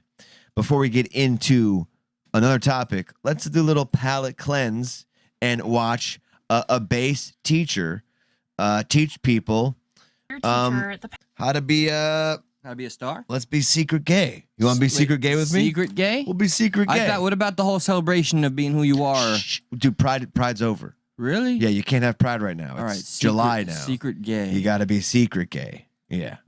Most definitely. This is a new spin. Is this like Diet Coke instead of Coke? It's like that. All right. I wouldn't. It's Diet Gay. I feel bad telling this person Diet Coke. I'm not trying to make fun of maybe. No, not at all. But, you know, this is like instead of getting full Coke, you're getting Diet Coke, and it's like Diet Gay.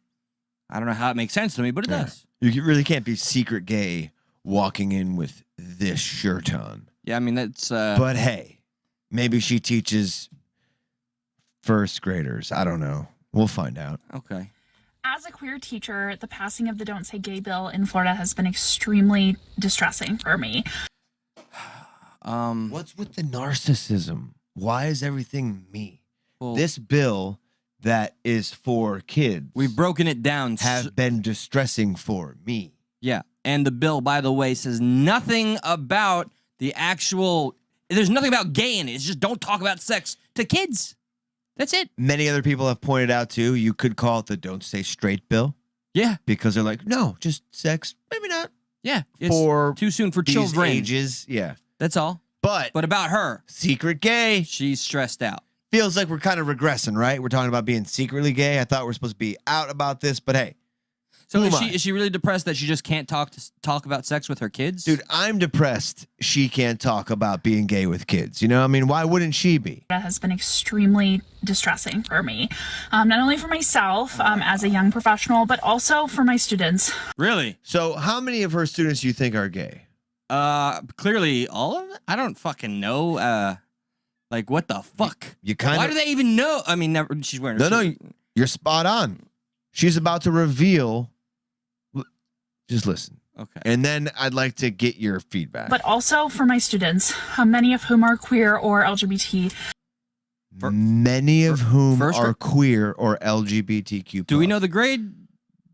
No, is it first grade? Did she say first grade? Did I hear first grade? I don't think it's first grade. Okay, all right.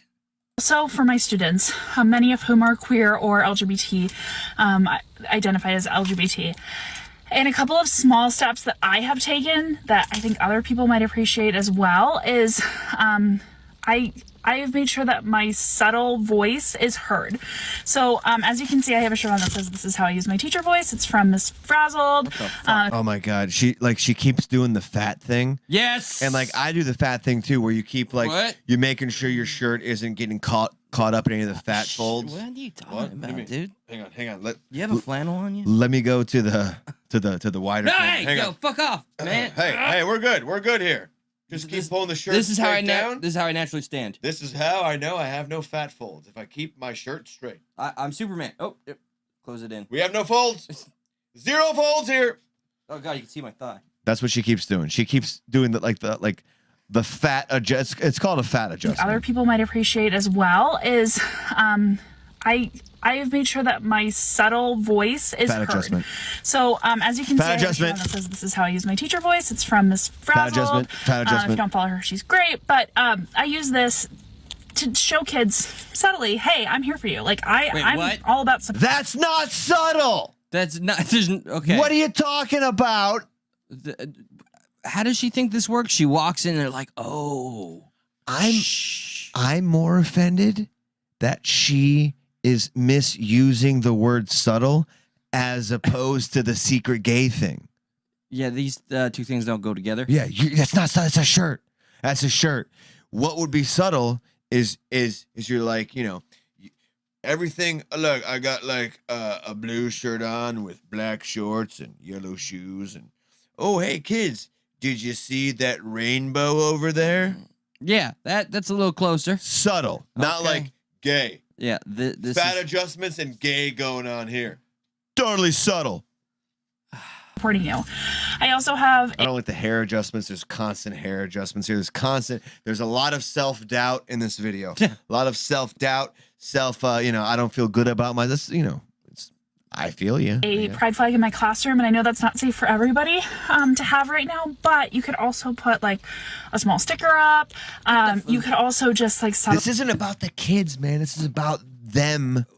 You know what I mean? Oh, like, absolutely. She's just using, but like, how do you put this where it doesn't sound bad? This isn't about, are they concerned? This is not about the teachers that are gay. It's about the children that are too young to be talking about sex. It just okay. She adds the agenda. You're not wrong, but it feels like we're saying the same things, but it doesn't feel like she's concerned about the kids. Not whatsoever. It feels like she's concerned about herself.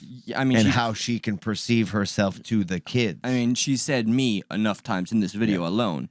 And now she thinks, straighten her shirt out. Does she really think this is a hot fucking take? Like wear a little pride sticker.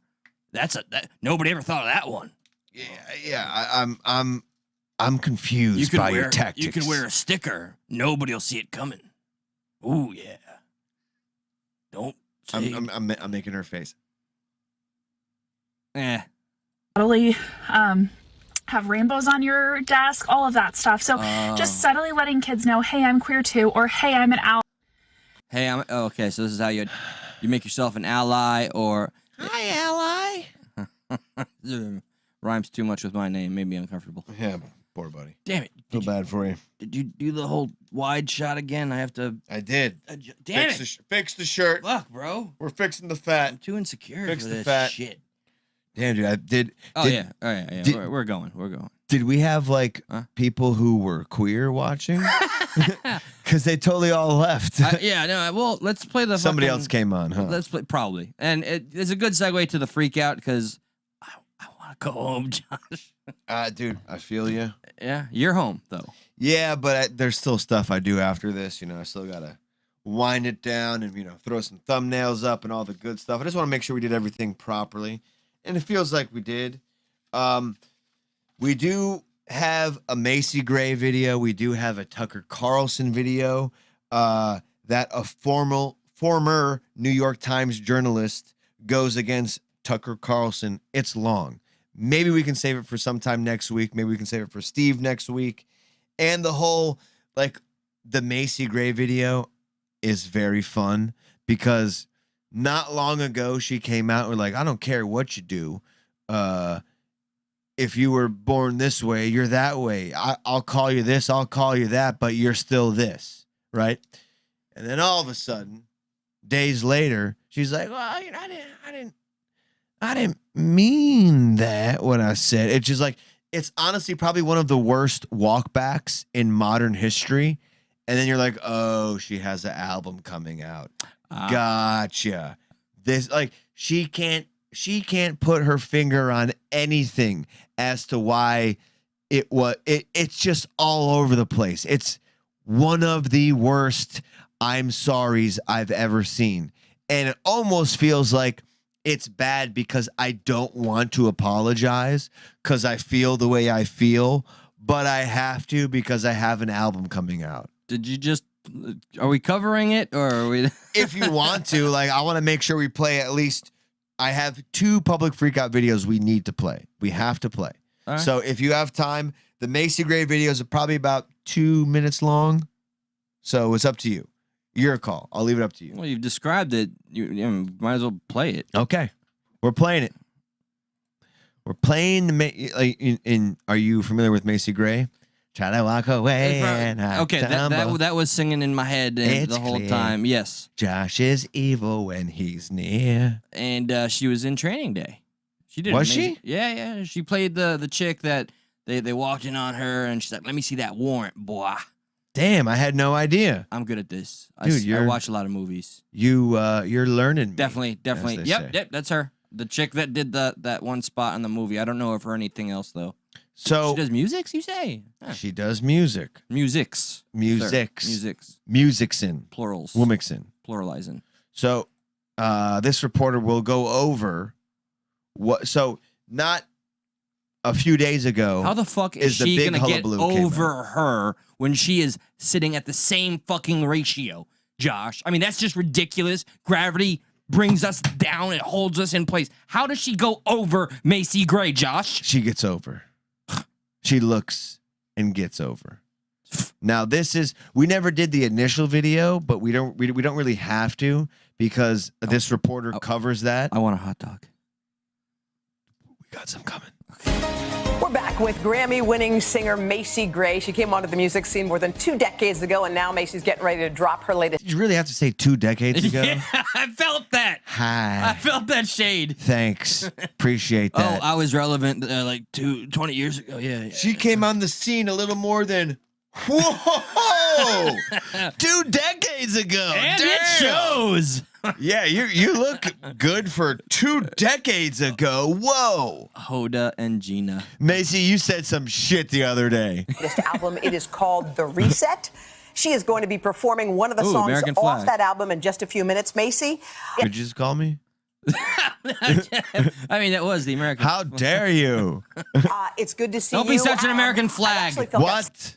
You heard me. I'm proud to be an American. Don't be a cigarette. Damn seen it. a lot of you in the past few days recently. Yeah. You were on the Piers That's what she Morgan talks. show. I walk away and I stumble. It's clear I am in trouble when I She's get got like near. a gifted child smoker's voice. That's how I'll go with it. Yeah, it really does feel like you've been smoking since you're 13. Yes. But you're still 13. Yeah. Hey, you want to, Stumble. you want part of this? You want to stumble? Yeah, you want to stumble on this stogie? So let's see. What did she do? And there was a question about trans women. And this was what you said in part. Dude, This could make me a fan. Dude, like they got her name big in the back just to make sure we know it's Macy Gray. She could make me a fan right now if she just defends her stance. Well, wait till you hear her stance, Okay. and you may be a fan. All right. As a woman, just because you go change your parts doesn't make you a woman. If you want me to call you a her, I will, because that's what you want, but that doesn't make you a woman. Just because I call you a her, just because you've got a surgery, you can call yourself whatever you want. You know, what's good is she didn't say it that fast. She had a little more like, like she was a little... She was thinking it through. Yeah, but she's like, you call yourself a woman, but you are a bitch because you do not believe all... Like the way, whatever her face is reading it, it's just like she's missing Macy's inflection behind it. Oh, I mean, that's the news regurgitating shit for us. But apparently a lot of people missed Macy's inflection because now she's here and she's about to walk back the worst walk back I've ever seen in walk I'm backs. a turf, Macy, sweetheart. You said everything fucking right there, darling. Well, I didn't really mean... There was a wave of backlash it's so that bad. came as a result. Just tell me where you are right now on that statement. Well, I never, of course, meant to hurt anybody with what I said. I'm actually a huge. I think it takes a lot of courage to be. Sure you are. I'm actually a huge... it takes a lot of courage to do the... I really respect the... You're never really getting to the point. You just kind of keep, Yeah. No, we've all fucking been there. Yeah. I meant to hurt anybody with what I Michael said. style. I'm actually a huge fan of the I thing. think it takes a lot of courage to be yourself, to go out in the world and Does be it really? honest about who you are. And so I think anyone who is in the LGBT community is a hero. You should have just stood your You ground. feel it, right? Yeah. Sets an example for all of us with that, So I said some things that didn't go over well, but You my think? intention was never to hurt anyone. Here's where I feel earnest. Here's where... She didn't mean to hurt anybody's fucking feelings. She just spoke the truth, and the truth hurts some people's feelings. At the very least, we could say she spoke her truth. And I do feel she's being genuine by saying, hey... Am I throwing in with the bigots when I say it's the truth? Because it's the fucking truth. Evil Josh says I'm a yes. turf. Yeah. I for sure am. You are. Yeah. Okay. I've seen your turf talk live. Don't get me started. But I do feel... that's the only part that I felt sincere was her I really didn't when I said what I said, it wasn't meant to be discouraging. It was just it's just the truth. How there's a broad example of this. I feel like a lot of people when they're on that subject, they're talking about sports. That's a broad. The host is a broad, but she's talking about not broads. A broad subject. She's talking about not broads. But you know what I mean though? It feels like more often than not, maybe they're talking about a sport. They're not just talking about in general, living your life. They're talking about ways in which you're a man who identify as a woman could have a different outcome on that. for instance, Leah Thomas, stuff like that. Yeah, that shit. I do feel like she didn't make that distinction. Like, she's not like, oh, everyday people who want to, you know what I mean? Like, man. People have that nuance there, and she completely missed the nuance in her original speech. The news smelled blood, and they put her in the fucking hot seat with her name in the background. Oh yeah, let's get that bitch on here. You know, so I said some things that I feel this didn't is real go right over here. well. But my intention was never to hurt anybody. I feel bad that I did hurt some people. And it's over. And I think it's you know, just about education. It's about conversation and us getting to a point where we understand each Unnecessary, other. but good. Is it really about conversation? It's about their conversation they had with her, saying, if you don't have our conversation, you can't conversate ever again on TV. That's what the conversation was. That's what's happening. Yeah. That initial 5-second clip I was saying, I felt her being genuine, is now gone. Yeah. Now she's back to the talking Pander point. and buy my album. She was forced. Out of support, you know, because I could tell she's just doing it for damage control. I don't know, man. So much double talk. You know, her initial thoughts were sincere. And that only happens with, you know, I've learned a lot through this.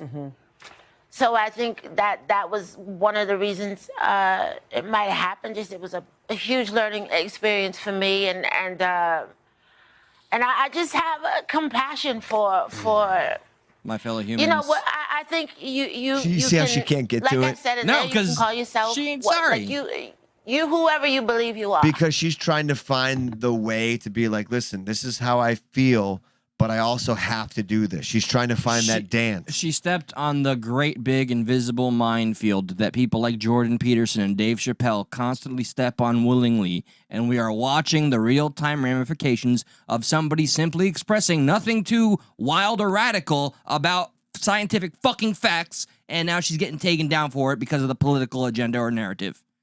And no one can dictate that for you or take that away from you, you know? I think life is an education process. The more you sit with people, Shut the up, more you bitch. talk to people, it changes your perspective. So has your perspective changed? How does do you this feel? pause? Go back to the host for a second, if you mind. All right, how does the host lady feel representing the horse community? Nay. Oh, they're not down? No. Okay, all right. She reminds me of an equine. Yeah, she looks Life is very an education equestrian. process. The more you sit with people, the more you talk to Look people. how country she gets. It changes your perspective. So has your perspective changed? Has your perspective changed? Are you done being a stupid bitch? Yeah. Because that's what you sounded like. Did You sound like a the stupid minority hand slap get to you? Do you understand now how this works? Play ball, bitch. Do you want to sell your album? We'll not? cancel you. Yeah. We'll cancel you. Dude. Twitter ban your ass, bitch. I'm a fucking horse, dude. I don't give a fuck. Yeah, I get Karens Dude, every day. you step behind me and I'll fucking kick you. Swear to God. And that's what happened when the lights went out. You put a saddle on me, you ride me fucking forever. But you step behind me 1 second, I'll kick you. To our equestrian allies, we mean no offense. I ain't fucking around. Do you feel? I've learned so much, and I so much. So I've much. learned so much. Yeah. I just I Like, know people that could buy my album. I don't want them mad at me. I've learned that if I try to walk away, I will stumble. Yeah. think you know, being a woman is a vibe, and it's something I'm Wait, what? Now it's a vibe. No. Now it's a vibe. Don't lose me, Macy Gray, sweetheart. Dude, she's gone. No. She's gone. No, don't say that. She's gone. Come on. You remember what's odd is when Woman's a vibe? Yeah, woman's a vibe. Womanhood, you give birth, you give life. It's a vibe. I'm vibing. I'm vibing right now. So my mother was just vibing She's just when vibing. I came out of her. Your mother, Via my mother, all C-section. the women, they're just vibing. They're just vibing. They're just vibing. Man. They're just vibing. Feels like a woman was real all this time. Yeah. I'm very proud of, and it's very precious to me, and I think that if you in your heart feel that that's what you are, then that's what you are, regardless of what anybody says or thinks. You know what I'm saying? Gotcha. So, but Macy Gray, everybody. Wait, did you just fuck it up with the butt? Yeah. what you are, then that's what you are, regardless of what anybody says. She's trying to get her or thinks. You know what I'm real saying? opinion in there. So, but dodging bullets. But yeah, I've learned a lot. Absolutely. Okay, but yeah, I That's learned. it. Yeah, but yeah, I've learned a lot. Remind me when we're off air before you go. I'm gonna play you a minute and 30-second Monty Python clip. Okay. From The Life of Brian. Oh, I love that movie. So you might know you're gonna see the scene and be like, oh my god, I love Monty Python. They've predicted the future. Of course they did. They're fucking prophets. So before we go, we will do that, but not on here because we're gonna get booted for that. That's just It's just you and I. Patreon material, super chat stuff. Yeah, maybe we'll send out the link out there for you all if you want to see And it a too, hello but I don't to know. new names, by the way. I see a Julie, which is a name I'm not familiar with. We are so thankful for any new viewers. Come on to the Indubitably, family. today was a hell of a show. Thank you for joining us on our 100th episode. Second 100th. Second 100th episode. God dang. Let's see. We're done with the Farmington Hills. We're done with the Gavin Newsom. I mean, dude, today was a jam-packed show, to be honest with you. Yep. Holy crap. I feel like Joey Chestnut after 65 hot dogs, which is what he ate. Thank you, Andy sent me the article, by the way. And you know, you brought up Jordan Peterson. Yeah, the Twitter ban. He recently got banned from Twitter. And as you know, he made a dramatic 15-minute video. Yes. As opposed to just maybe deleting his tweet. He went on to be, oh, this is why I can't. And just, you know, at some point, everybody has to acknowledge that, like, you're anybody in this. Anybody in the industry who using free speech on platforms. Free speech, that anybody are privately who owned. identifies as a certain side, at some point, you're doing your side, you're doing your gimmick to get more people. You're grifting, so to speak. He had released another video that maybe more summarizes his views on what happened. So yeah, I've heard. Let him speak for himself. Yeah. Hello, everyone. I don't know exactly how to have sex since I wasn't informed, and I'm probably doing it wrong. No doubt, I owe some apologies for that, and I'm trying to learn. I don't have sex with girls. I would rather die than do that. I might also just be gay, although who the hell knows in these increasingly strange days. First, breasts. And second, come. That doesn't exist, by the way. It's a serious disease. Delete. I never saw the last part, but so good. Yeah, no, he's really circled back. See, you know what? As funny as that is, though, I have to point out that it's pathetic that these are the people that are offended by him simply speaking the truth in a way that, again, shook up the fucking minorities or whatever. I don't know what to call the people that... I'm over it, dude. The pissants, whatever. I like Jordan Peterson, but I'm also over the drama. Yes. I'm over, like, I'm going to do this just to do this to get some, you know... I like he's not backing down. You know, I'm behind it. I'm with it. I guess people need to stand up for this shit. It's Twitter. I know. So is it really something to be that proud of? To release a 15-minute Facebook video to say why you didn't back down from Twitter? At some point, that's pretty pedantic. That's pretty like... Call me a fanboy. But dude, 12 rules for life. Got the book, read it, love it all. Although I don't make my bed. Which is why I feel more inclined to be like, stop being dramatic. You know, just stop being so dramatic. I feel because that's his thing now. Like, look what Macy Gray just had to go through, right? Because she had to walk on eggshells and walk back. Like, he's not doing that, and he's standing firm on his point. I understand. Is he though? He called. So you agree that the person who took Elliot Page's breasts off was a criminal? Was a criminal? Is it a criminal act? I don't. Do you agree with that? I mean, it's usually reserved for cancer patients, but what is elective surgeries? Cutting off. I don't know. Hey, man. I just didn't think his tweet necessitated the block or ban whatsoever. Well, I mean, it's in Twitter's rules. What did he say? If you break the rules, what did he? You called pride a sin, and without clarification, it does seem like you're attacking literally in the month of Pride, as opposed to just going a little broader with the idea of, like, you know, pride in general, national pride.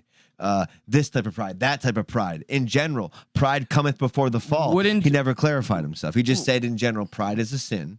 And then he went on to the next sentence by saying, you know, the person who removed his breasts was a criminal physician. Remember when they were being criminal physicians, which obviously you know, plastic surgery isn't a criminal thing. So like, you know, well, okay, for he's pride is a sin, I think, is his freedom of speech and freedom of religion. Right, but his we've belief. dealt with Twitter and stuff like that. It's a private thing. There's no, you know, even Elon, our boy Elon. There's government things, that government ties, or we could argue that it is more public. It falls under, you know, free speech, stuff like that. But at the end of the day, it's a private company, so it's just like, but maybe, what was maybe don't go on there. Like, what is this like? It's just what I'm tired of. Is people knowing what they're going to do. I'm tired of the victimhood. These same people who get mad at everyone else for playing the victim, then do something against the rules of this company, and then say, oh, look, I got in trouble. I'm the victim. It's like, bitch, you know what you did. How are we going to sit here and feel sorry for you when you're doing the same thing you don't like other people doing, playing the victim? It's so similar, it's disturbing. I disagree with I think they attacked his freedom of speech rights by banning him. And they make him regardless of that fact, you could be correct. I'm not sure if they attacked his freedom of speech because he said it and there was freedom of consequence on a private They're like, bend the knee, you know, and then you can come back on. It's like Twitter. Is it that big of a... I mean, but the idea that you're now claiming victimhood on a private company by saying they're stifling you is just, it's so insincere. I love Jordan Peterson, but to be the thing you claim to be fighting is insincere. You're playing a victim when you're on... I think he's just angry. He's playing a victim. He's 100% playing a victim. He's being victimized by releasing a 15... He could have been... If he deleted the tweet, he could be back on Twitter. If Twitter mattered that much to him, he could be back on Twitter. I think it's the principle. And what's the principle? Just could freedom of speech. Could he have made a better tweet, a more tweet that was more clarification? I'm not into like the word policing, but you kind of are because you're saying right now that you're for what he said. So like, yeah, he had every right to say what he said, even if I disagree with it. Which is word policing. Which is by saying, no, you're policing that he should have said that. Like, you're still word policing, whether you're trying to change what he said or not. He could have said what he said. Right. Yeah. Right. Like, Which is still, we're like, he could be back on if he just deleted the tweet and or corrected it. Yeah. What's cringy is just the victimhood. I'm not a fan of the victimhood. Like, knowing that a result is going to happen and then claiming you're a victim, it just seems like... I genuinely don't feel that he didn't know he was gonna get a strike or bro. I really don't. Bro. Yeah. Are you kidding me? No joke. Are you? Come on. 100% sincere. Then I gotta hard disagree on that. I think he knew exactly what was gonna happen.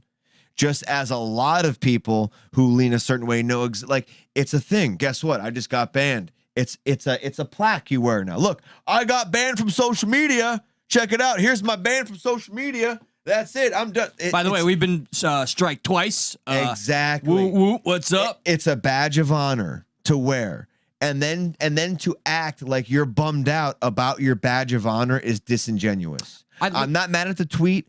I'm mad at his disingenuous nature of pretending as if he was surprised that Twitter was going to come down on him for something of that nature when he knows exactly how Twitter I'm bearing operates. in mind, it's Jordan Peterson, one, and secondly, Canada, which has become so fucking crazy dystopian with their, misgendering laws. Hold up. So with that, Canada is government.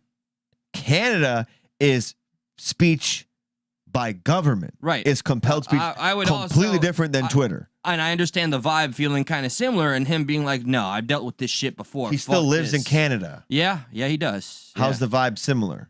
It's Twitter. It's a private company. Yeah. Tell me where it's similar. I know. I just them being the arbiters of what's acceptable to say when I personally don't feel not in the world. I don't think what he said their was dumb little platform. I don't think their dumb platform should have silenced him. I don't like any of that shit. But that's their. So you want to control what a private platform does now? No, I don't. That's getting a little hyperbolic. It's not, because you just said you don't think they should have silenced him. I disagree with them entirely. Yes. Right. So, which means more than likely they would go after something like that, because we have time and time again Twitter being douchebags on that front. So to act like he's surprised to act like this injustice was done against him when he intentionally set himself up for that to happen.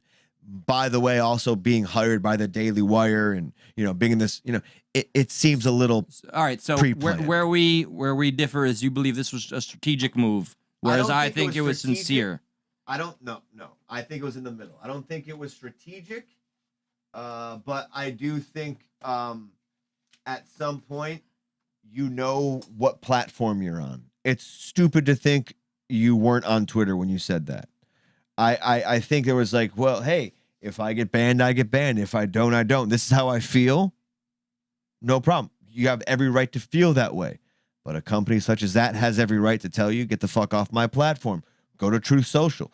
I don't like it. We've had many conversations about Twitter and Facebook, having some types of government affiliation and, where they can't fall in to freedom of speech and the Constitution, stuff like that. But it's a far cry from what Canada was trying to implement via their government, having compelled speech, saying you have to call me something like that. Twitter just has rules for their service. This isn't service for the world. This isn't dictating how the world works or how America works. It's just Twitter. So it just feels like, doesn't feel like it was planned.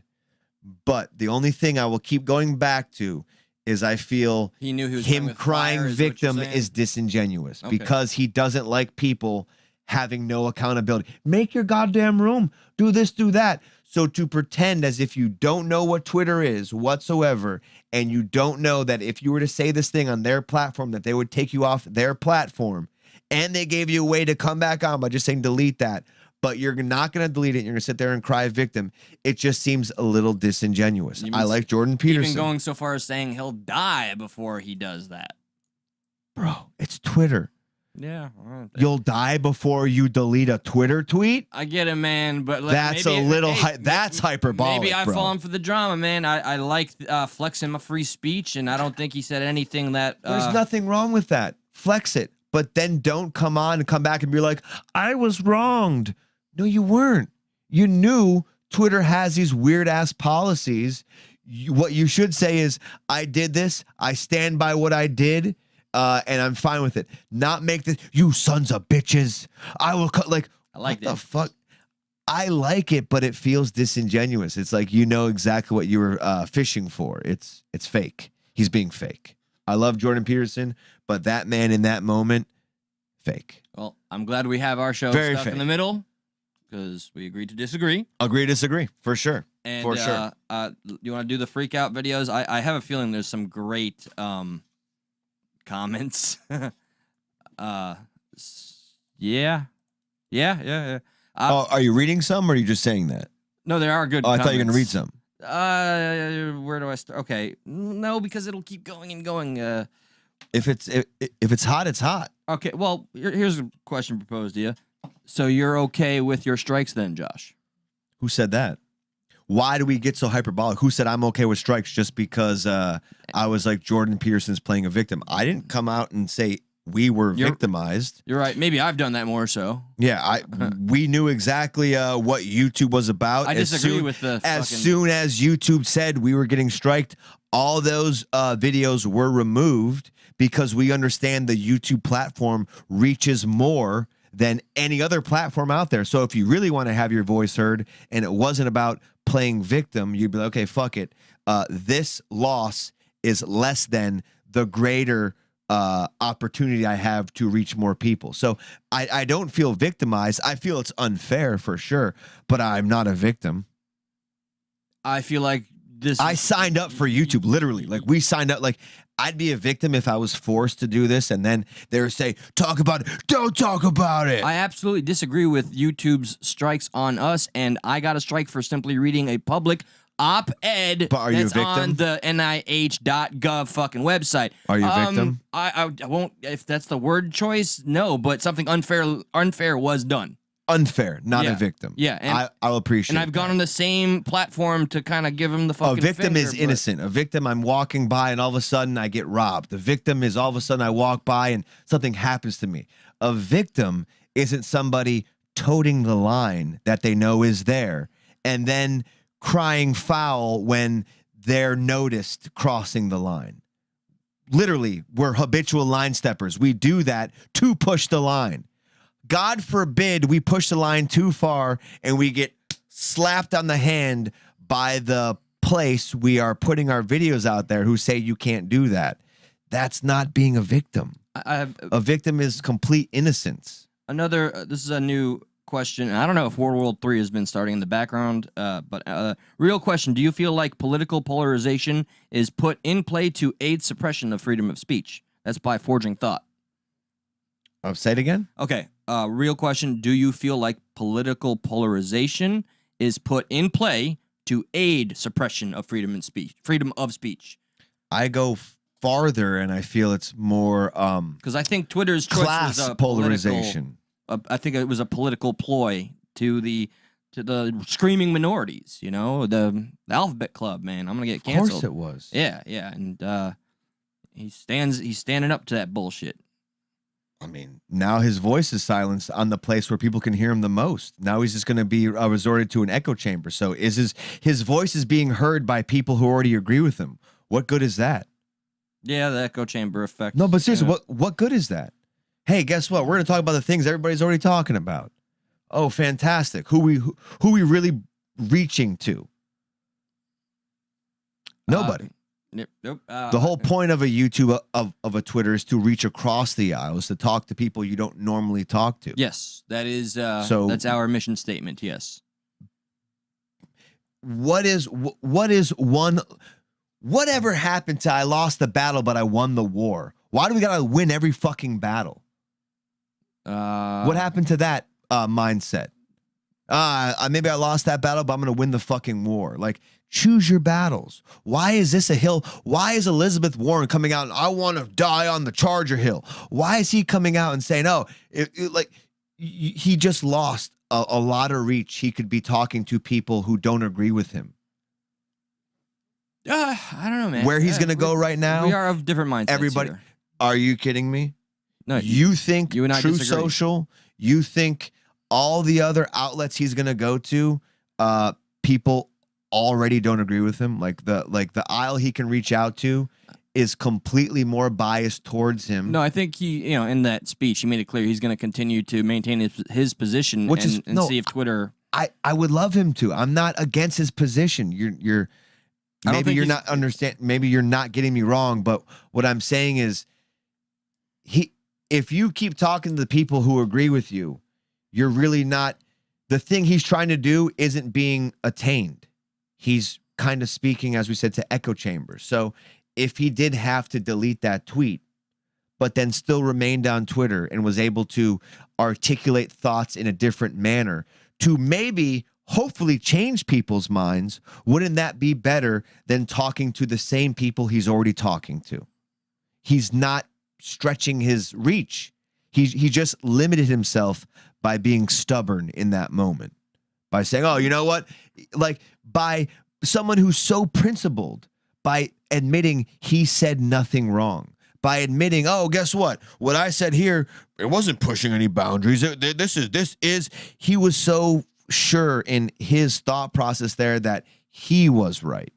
Maybe he was. But the idea that in that moment he wasn't so open-minded and philosophical as he makes himself out to be is like, what are you doing, bro? You're being engulfed in the culture too much to where you're losing who you are. You're not challenging new ideas. You're reinforcing the ones that are out there. We have a matter of different perspective here. I'm not talking to you. I think he's remained just consistent on his message, and he's become more dramatic.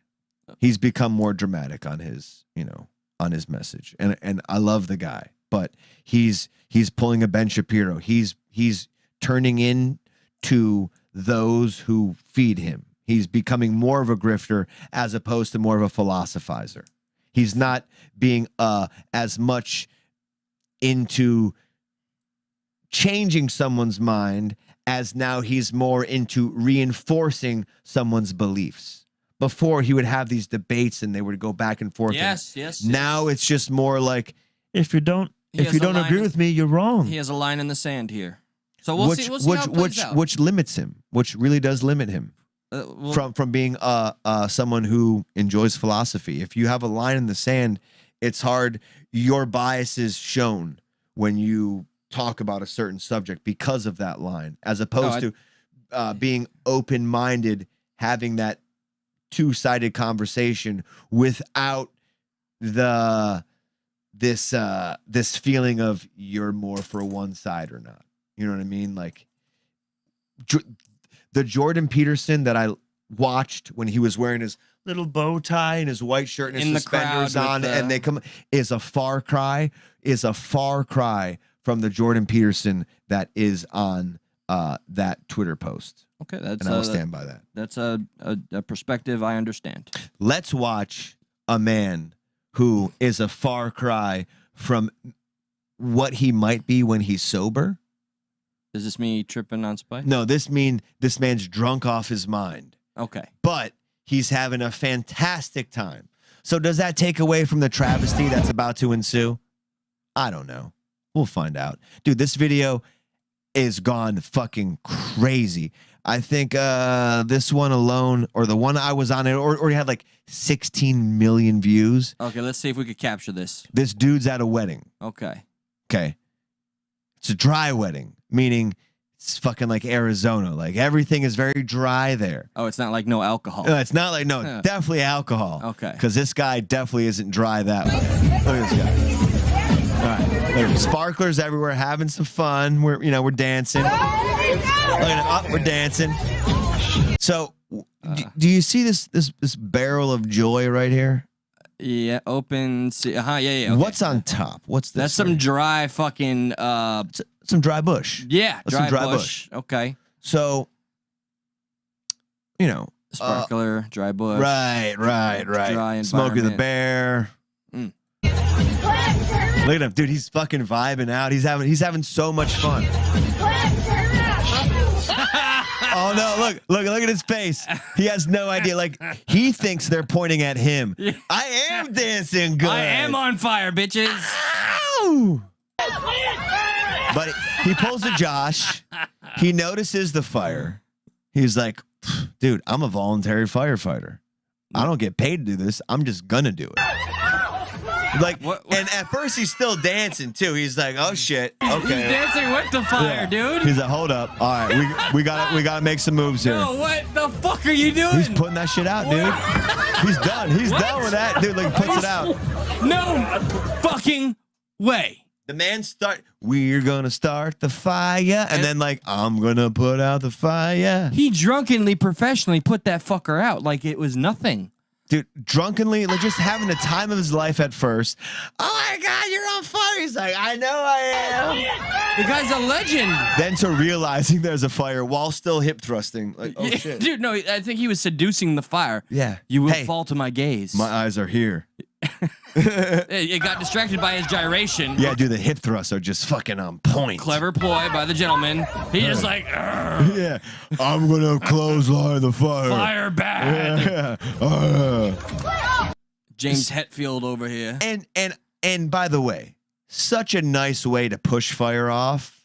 You know, like it wasn't like a panicky Pete fire push off. It was just like, hey, let's get this off the table. Hey man, you're fucking harshing my buzz, clown. Yeah, it was a busboy who had saw dirty dishes on the table. The table had cleared up. They left. He's like, I gotta push these in the busboy thing. He just pushes it off. You know, very gentle. Dude, doesn't want to break anything. Yes. You know. Fuck yes. And if you listen carefully, there's people in the background who are upset. What? Right? Come on. What? That was a heroic fucking. Yeah, there you go. Look, 16 million views. So this is what we got to do. Okay. And just like Joey Chestnut, as I choke out a trespasser and go back to eating hot dogs. Does he dance? I'm a drunk man at a wedding, and I will start the fire. I'll put the fire out, but I'll also then now go back to dancing. Good. Yeah, look. Yes! My fucking hero. He is my hero. Yes. Here's Karen. Stop. No. Stop. Karen, Sit the fuck down. Listen carefully to what Joey Chestnut says. Fuck,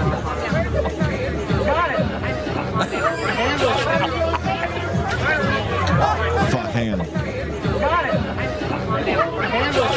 I got it. He said I handled it. He did. That's what he said. He did. Yeah, he handled it. I mean, fuck Karen over here, man. Dude, if this isn't a man handling fire, I don't know what else is. And if anything, that's the greatest hero. It's your fault for having sparklers at a goddamn dry barn. Yeah, you talk to the fucking marriage planner thing, whatever the people do. I got it. J-Lo. I handled the wedding it. planner. Yeah, he did. He fucking stomped that bitch out. I handled it. I got it. It's good. It's gone. Okay, we got that. I wish I was his kin. You could be for the small price of $9.99. Okay. Here's just something cute and funny. You know, just it's just cute. I like cute. Here's a cat going for a bird.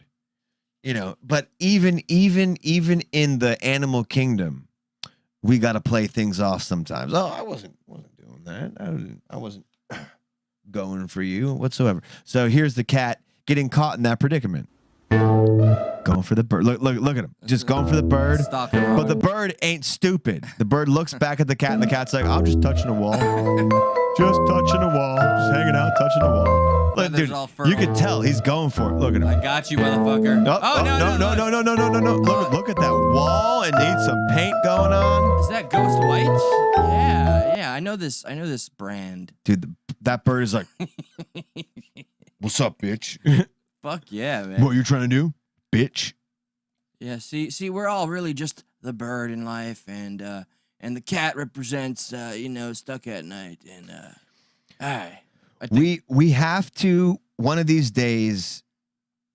Just one of them. We have some very, very, very, very good cringe videos to play. Like we still haven't played the interview with Lucifer. We don't know about the man that killed somebody over mail. We haven't played. Well, no, those are weird. News. We haven't played the Just Stop Oil activists that glued themselves to Leonardo da Vinci's painting. Glorious.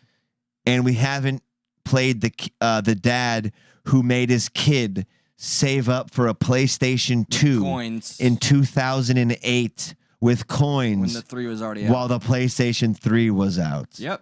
So we have some cringe videos to play, but we won't do the cringe right yet. Yeah, we don't bust all of our load in one episode. We can't. We'll do one more because we do like to play fight videos. No teenagers involved, right? No teenagers. Okay. This is a little different. This is when West Side Story goes wrong. Okay, this is not your typical fight video. This is fighting with yourself video. All right, so we got a little dance off going on. An old timer sitting here, he's like, I got some moves too. So he's about to let them know what he's got. You know, but they keep coming in, they keep dance battling. I'm gonna dance battle you. He ain't having none of it. Because he knows the secrets he has. Oh damn. Shit. Damn, bro. Slapped at that shit. Ooh. Fuck. He added the Did he just say the N-word? Yes, he did. But we kind of spoke over it. Hang on.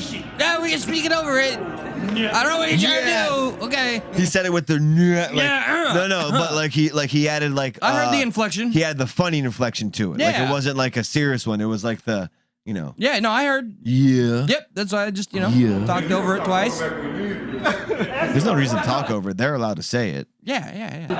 Because that movie's getting old, man. Damn. But he's about to show them all how you do it. Because guess what? I'm about to do a front flip. No. But he's gonna knock himself out? Yeah. Oh no. No. Damn. Dude, he ran. Dude, I would run too, man. Are you kidding me? I didn't do it. He dropped him back too, bro. What the fuck? He probably thought it was a gunshot. It does sound like a thump. Oh shit. I don't know which is better. That he, poor boy, man, sorry, he hurt himself, but the guy running away makes it perfect. It's both they're both equally fantastic. The seasoning and the ingredients just made the perfect meal. Yeah, because usually if someone gets knocked out, maybe you help them up. But that guy was like, I've seen this movie before. No, some cop's gonna walk by. I'm gonna die. Well, speaking of out of here, we outie. This is our Thursday show. We'll be back on Monday night. Please be in touch with all the other shows that are watching and coming up. Stuck 100, man. Stuck 100 plus 2. We did it. We got dang did it. Hell yeah. We're still fucking here. That's two co-hosts we've had in our endeavor, and the Josh and the Eli duo remain. Fuck the quest for the third mic. We are the mic bitches. Mic drop. Welcome to the family, everybody. Keep up the likes, comments after the video, and subscribe if you haven't. Sharing is caring. Super chat, love, Patreon, whatever you want to do, just keep the love alive, and we'll catch you on the Monday. Hell yes. That's it for us for our week. Our work week is still here, but we will see you next week. If you feel ever so inclined, the PayPal link is in the description. Leave us a tip. Donate, leave us a super chat, leave us a thanks. I will twerk. Eli will twerk, and it all goes to hopefully having more shows more consistently. It's just hard. It is what it is. We're not going to bore you with all that bullshit, but we love doing it. And at the very least, it will keep being done regardless of that, just out of pure passion. But we'd hope to see it graduate into something a little more. But thank you so much for hanging out with us and doing all that good stuff. Eli, remind me before you go, I got to show you that Monty Python thing. Gotcha. Y'all should watch it too, but I'm not going to tell you what clip. So, ha. Good night, Joey Chestnut. Good night.